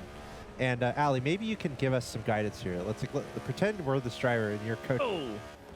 He'll figure it out. It's okay. Pretend you're coaching here. We're going towards this straightaway, and tell us how you would kind of navigate this. We're looking at car number 4, who's going towards that infamous little hairpin. Yeah. Here we go. So what you want to do is spot your braking here. We come under the bridge, and on your left there are some brake markers. A lot of them have been pulled away. And when you get to the 300 marker or so, you want to be heavy on the brakes. So miss the 300 marker there, and you're going to see him carrying too much speed down toward the apex. The trick is, you know, no one runs a perfect race. No one makes no accidents. So don't let that get you down. But at the same time, next time round you come around to the hairpin, you think to yourself, all right, I braked at the 200 marker. Right. Maybe that was a little optimistic. Right here, he got it. Next time around, I'm going to try the 300 marker and give myself a little bit more time to slow down. I just switched over to our driver who's in 6th. We just saw 2 drivers crash into the wall, and we switched over to this guy, and he did a perfect little turn around that corner. So that is awesome to see. And this is another tricky turn that they're going up on here. I'm going to see how he handles this. If you look on the map, everyone crashed here. So let's see how he handles this. Got to slow it down. Slow down and turn right out. Just barely going to get the best of him there. And actually, now I'm going to cycle over to our leader, who's about to come to this. Who's about to try to lap these guys. He's coming to the same turn, so we can kind of see how to manage this. This is Colton Rice. He's winning right now. Let's see how he handles this. Come to this turn, slowing down pretty dramatically there, but look, super smooth, not going into the grass at all, and that he made it look easy. Yep, heavy on the brakes early, managed to release the brakes smoothly and run the car into the apex, onto the power and through the double left, and here we are in tower turn, and beautifully apexing that as well. That corner he's taken really nicely. Both the curves there on the inside, on the apex, and on the outside of the corner when you're running out are very bumpy, so you don't want to touch them. Here we are through the straight flat section until we come into the end of the lap.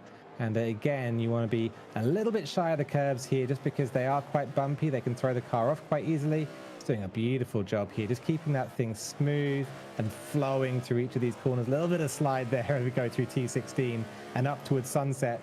I like this because we can stay on board with him and check out the change in track material here. We're on the asphalt right now, but as we get up toward that top turn, suddenly the ground underneath is going to change color slightly, and you're going to see it change over just here to that concrete. And now you're bumping over big square slabs of World War II concrete.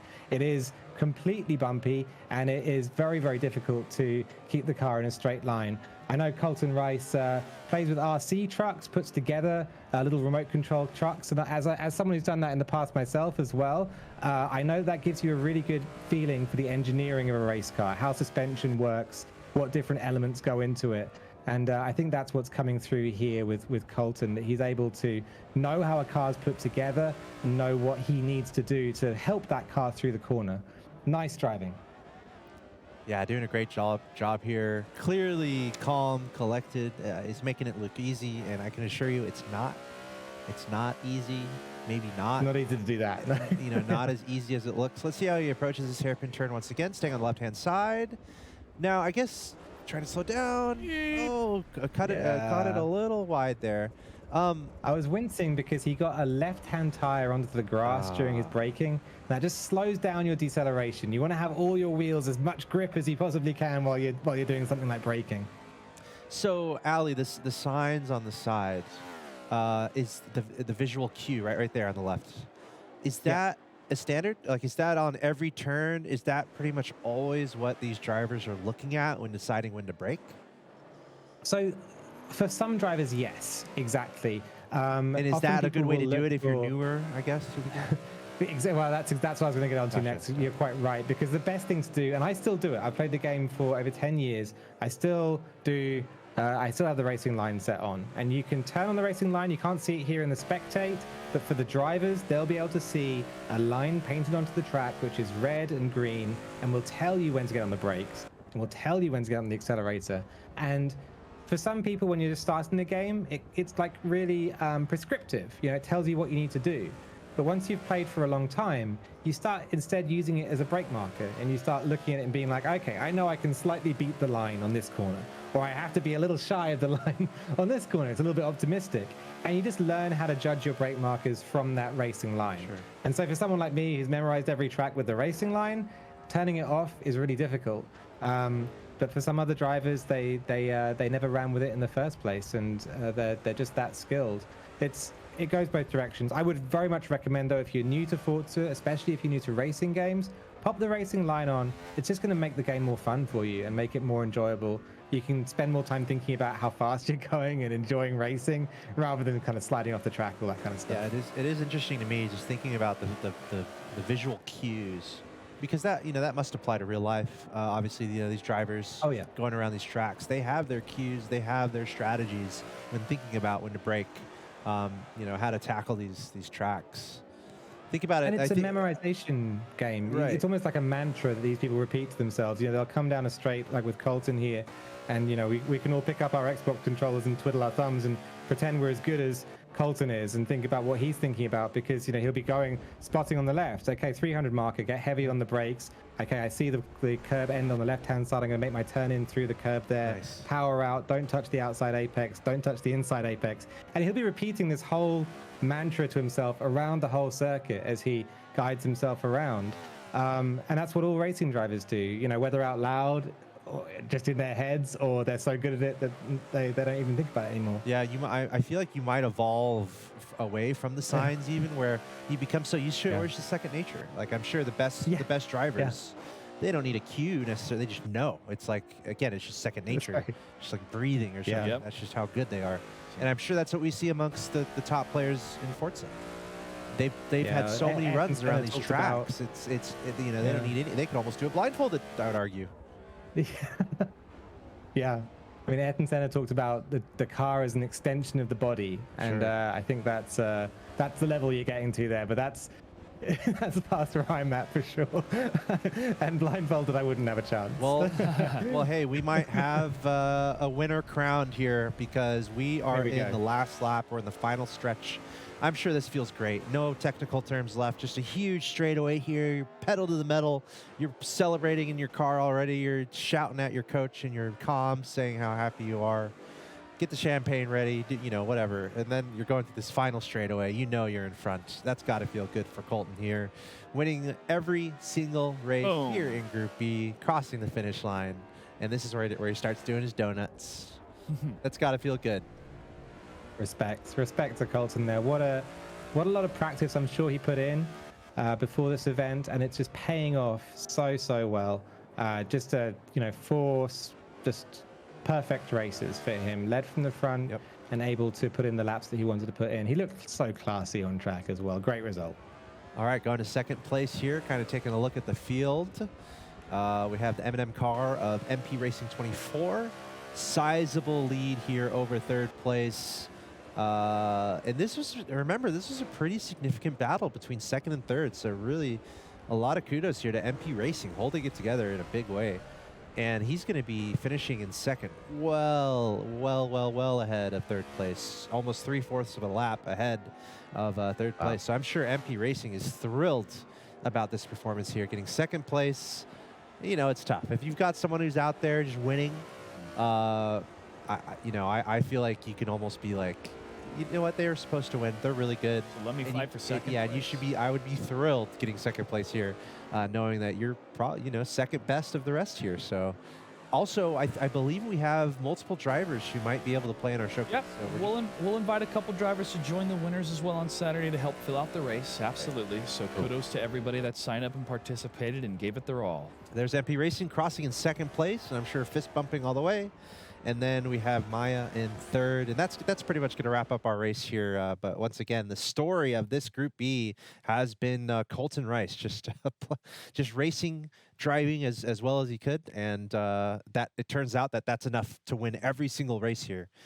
But now we have a nice little moment to think about what has happened in Group A and what has happened in Group B, because what we saw, two really high class racers, drivers, winning their respective groups. Yep. So it begs the question, when are we going to see those two in action against each other? Saturday. We're going to see that Saturday. But no, it's a great point. We did see two drivers really step up to the plate and really deliver today, and some excellent driving. But we did see a number of competitors today really vying for that second, third placement, because they knew if they were able to overtake at least one of their other competitors, they maybe had a shot at first. So a lot of great efforts coming out of all of our Special Olympic athletes today. And there is the final tally for the points. Colton Rice is your winner, 80 points total. Mike Pribeck in second place with 70. Thomas Stipin 66 at third. Scott Chirac, who couldn't get any points in that first lap, but was able to get all the way to fourth. So well done at 52. And Julius Levesky at fifth. Austin Henry, Dustin Wessels, Dustin Wessels, Christopher Davidson, Scott Chirac, and Bill Kerher rounding out the rest of it. I will say, too, I mean, something that is just so wonderful about competitive video games, here we are, is that no matter what level you're at, you can find some nice competition. I mean, you look at Mike and Thomas, that was a remarkable battle that they had for second place. And I would almost look at that and take that and be like, look, that's a potential practice partner for future races. Like, I hope they become friends and that, they practice.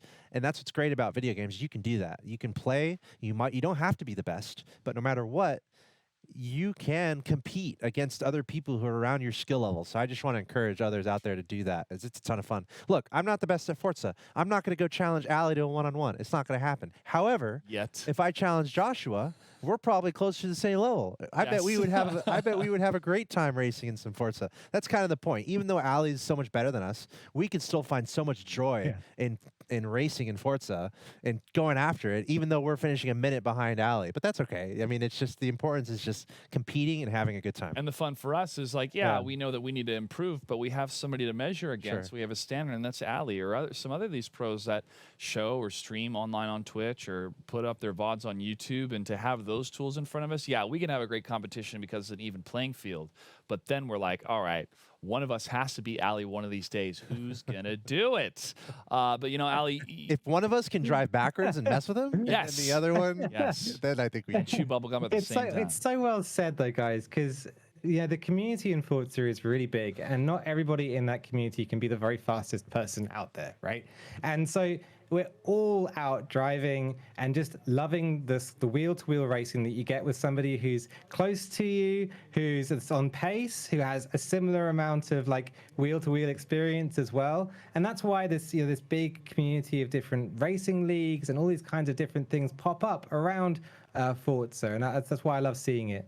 As well as that, it's one of these games where you can, and I think this is a little uncommon maybe, where you can have lots of different roles as well. Some people spend their whole time on Forza just painting, or their whole time just being engineers and tuning cars, or their whole time building teams or building events.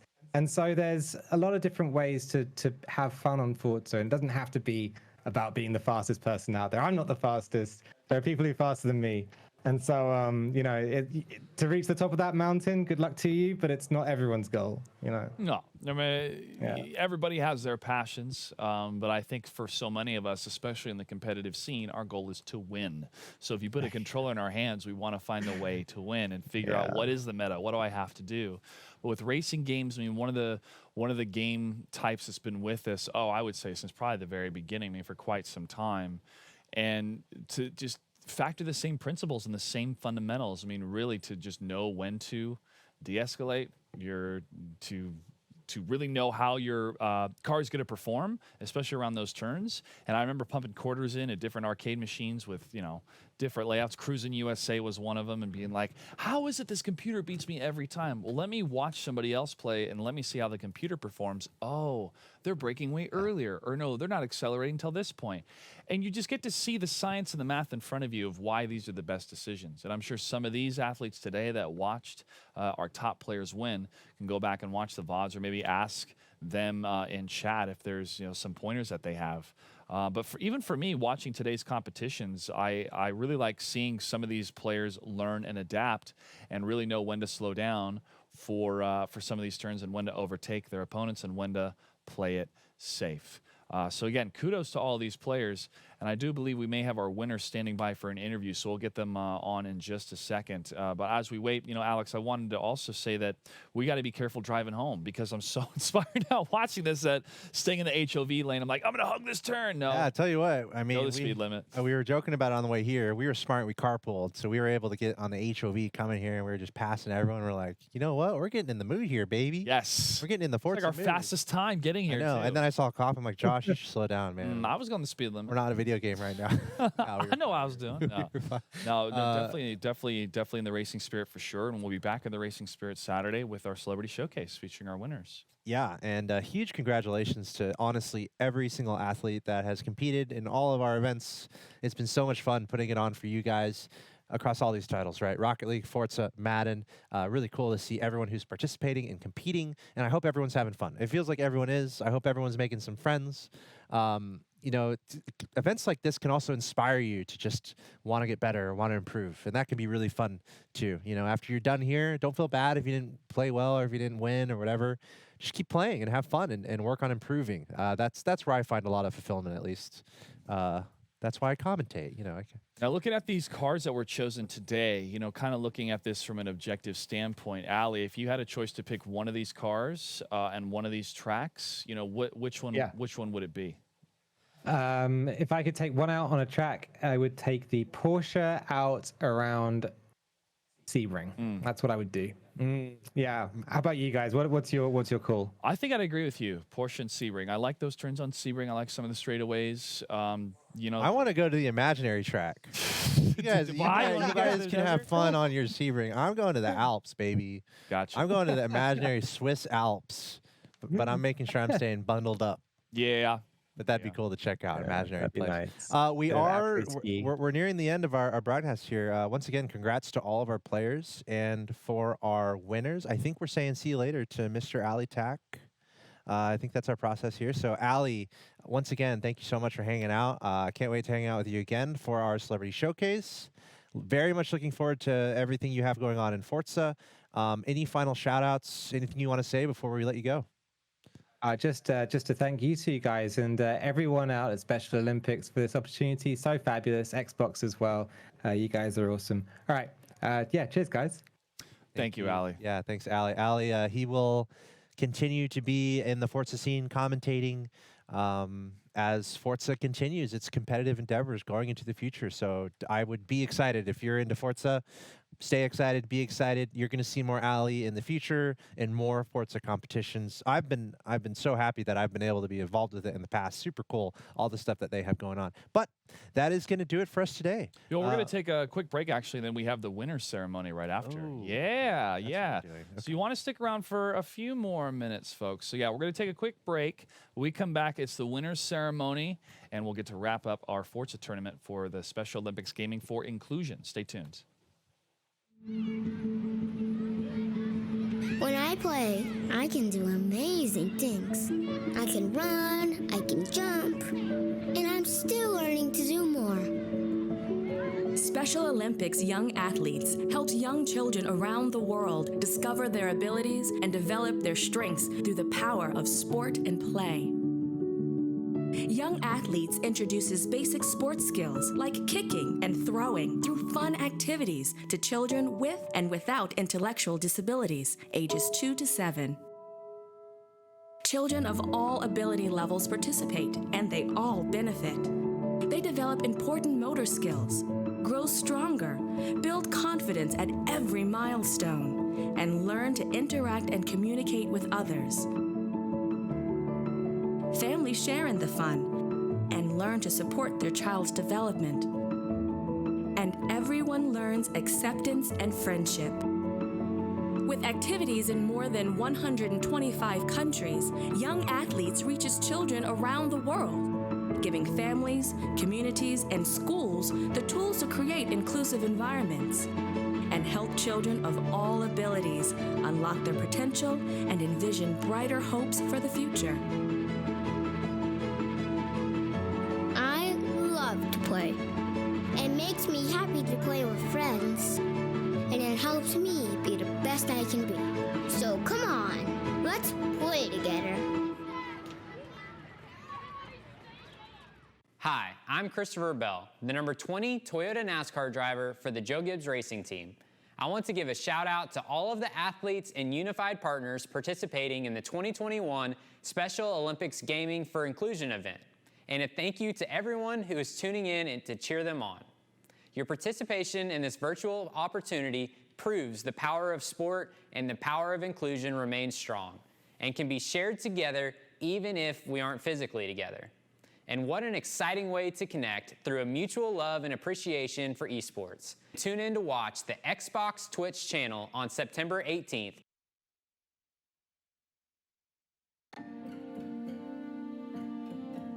Unified track makes me feel special because some people see me and they're like, oh my God, that kid is so fast. He looks like a great runner. When I tried unified sports, I actually managed to make friends, and that feeling is more important to me than regular track. Unified sports makes everybody be able to better their best. Welcome to Inclusion Weekly, a show about how schools and students are working with Special Olympics to push for equal rights and opportunities for students with intellectual disabilities. Today, we're looking at the important role of unified sports.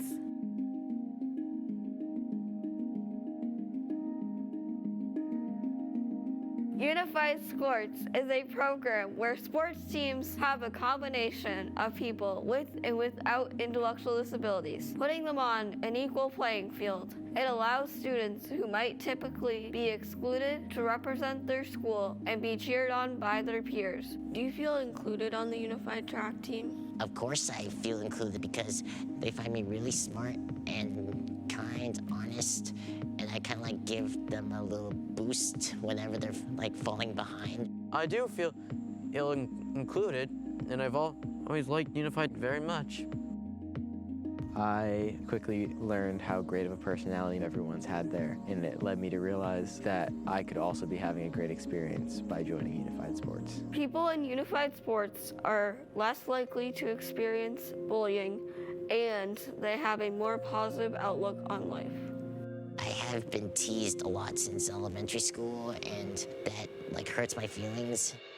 Unified Track really did help me a lot. I can hear people cheering for me, and it helps me not think about all the times I had in the past. To watch the students in both classrooms come together and work together, and it just makes you feel good that we have this opportunity to have these programs here at the high school. Unified Sports has taught me that anyone can do anything, no matter if you have an intellectual disability or not. If you are interested in Unified Sports, contact your local Special Olympics program and talk to your athletic directors and coaches to see if they can help you start a unified program at your school. It just takes one person to get things moving.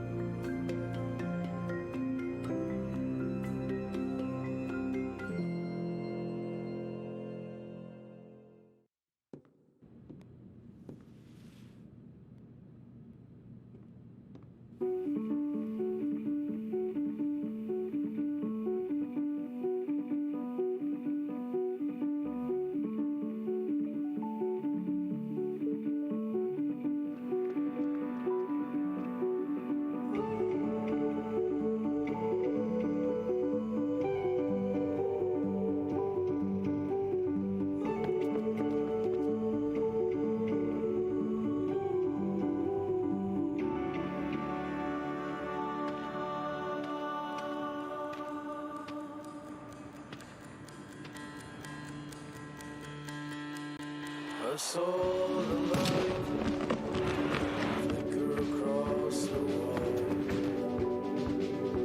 Memories, but it seems so far. I was blind to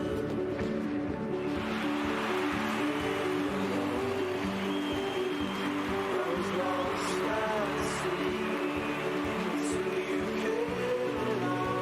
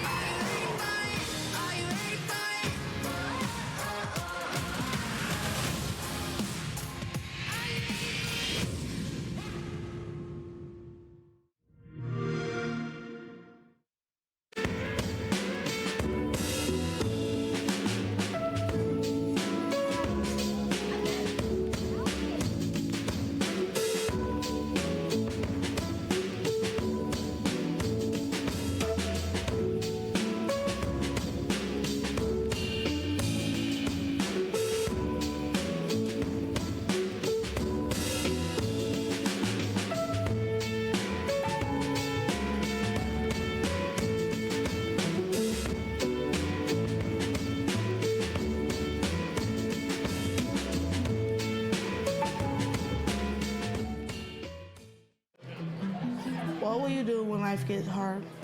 Will you run from it, or will you stay and try to overcome it? Just don't be afraid of the future.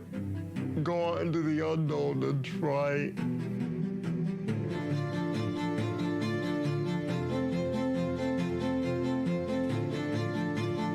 Nobody should have to feel like they're not wanted for something that they can't control.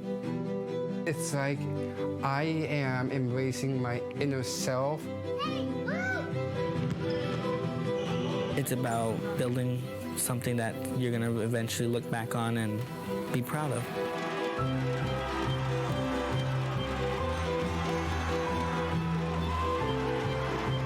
These are bonds that can never be broken. I'm never going to forget these moments. It's a beautiful thing. Special Olympics has changed my life so dramatically. I truly realize that what I'm doing is for a great cause. It's helped me a lot to be fearless, in the real world. My friends I've made through Special Olympics are the best people I've ever met in my life. I've made a difference. Now it's your turn to make a difference. We are champions together. Making a difference every day.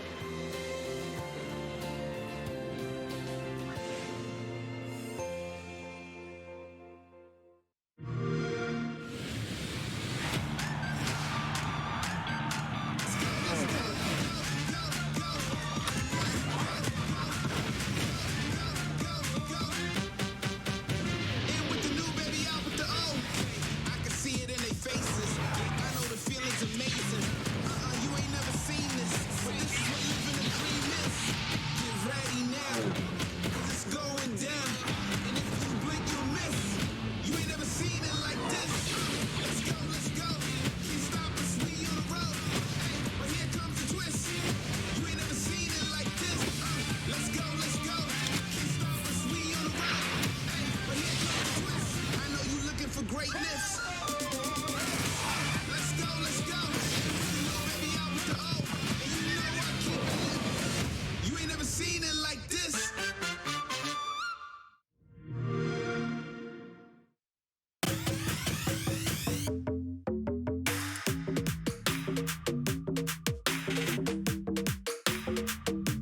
our team to yours.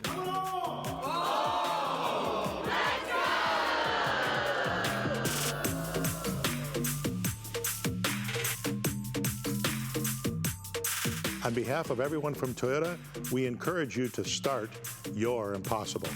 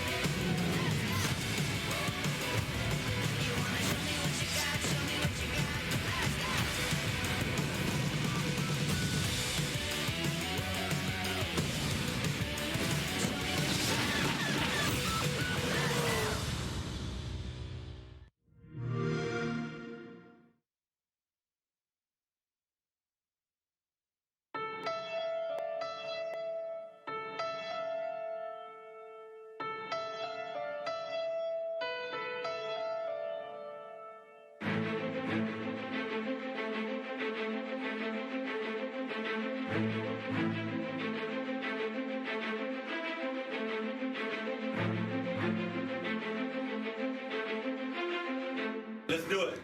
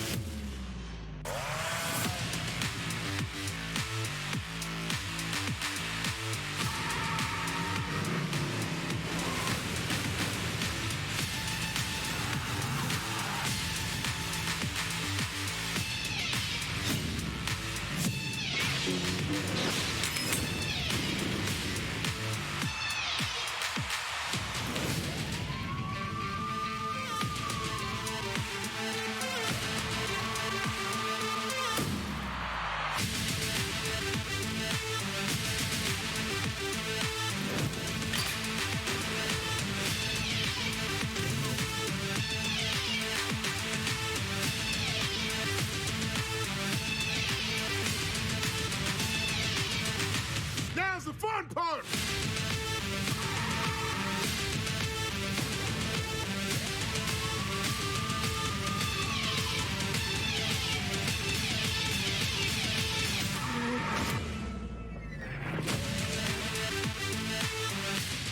Hey everyone, welcome back to our Special Olympics Gaming for Inclusion event featuring Forza Motorsport 7 as part of the Special Olympics mission to empower everyone through gaming, and of course the collaboration of Microsoft, Xbox, and Special Olympics. We just wrapped up Forza action.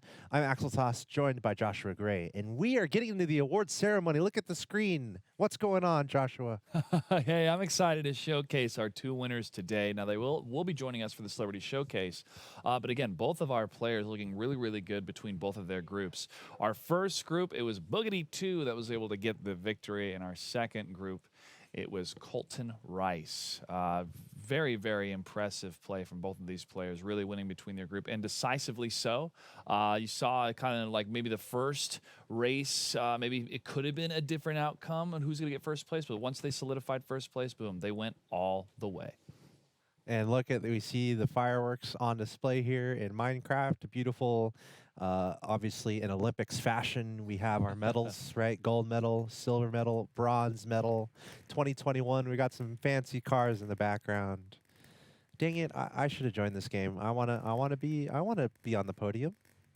Those podiums look great. Yeah, shout out to the Special Olympics team for putting that together. But for these cars to look drivable, I would say, in Minecraft. You know, wins the next racing circuit inside of Minecraft we'd love to see. But yeah, congratulations to our competitors. You know, to be able to take first place here, definitely, you know, a big thing as they move on against the celebrities for the Celebrity Showcase. But also our winners are taking home Forza Motorsport 7. The winners will receive car racing suite passes, including a meet and greet with a Toyota professional driver and travel expenses. These are 2 packages worth up to $7,500. So again, thanks to everybody for making this happen and for our winners to have some more fun memories in store for them. Yes, and shout out to, again, everyone who helped make this happen. I don't know how this map came into being. The more I see it, the more I love it. This is literally the award ceremony here. We have a gold medal, a silver medal, and a bronze medal. This is your podium in Minecraft. And our players are there on the podium itself. So once again, congrats to all of our players who participated and competed, and especially everyone who found a lot of success. It's really cool to see the amount of competition coming out from these players, and honestly, how close it was across all of our titles. It was very, very close across the titles. Great to see these Special Olympic athletes joining us for these competitions digitally, and hopefully we can have more in the future. But if you love the content, press that follow button and make sure to check out youtube.com/Special Olympics. Again, a huge thank you to the athletes and to everybody that tuned in to support. And looking forward to more competitions in the future right here on the channel. Yeah, that's going to do it for us. Thanks, everyone, for tuning in and watching our coverage of this Special Olympics Gaming for Inclusion event. Again, the mission to empower everyone through gaming. Congratulations to everyone who participated, competed, and thank you so much for watching. We'll see you guys next time.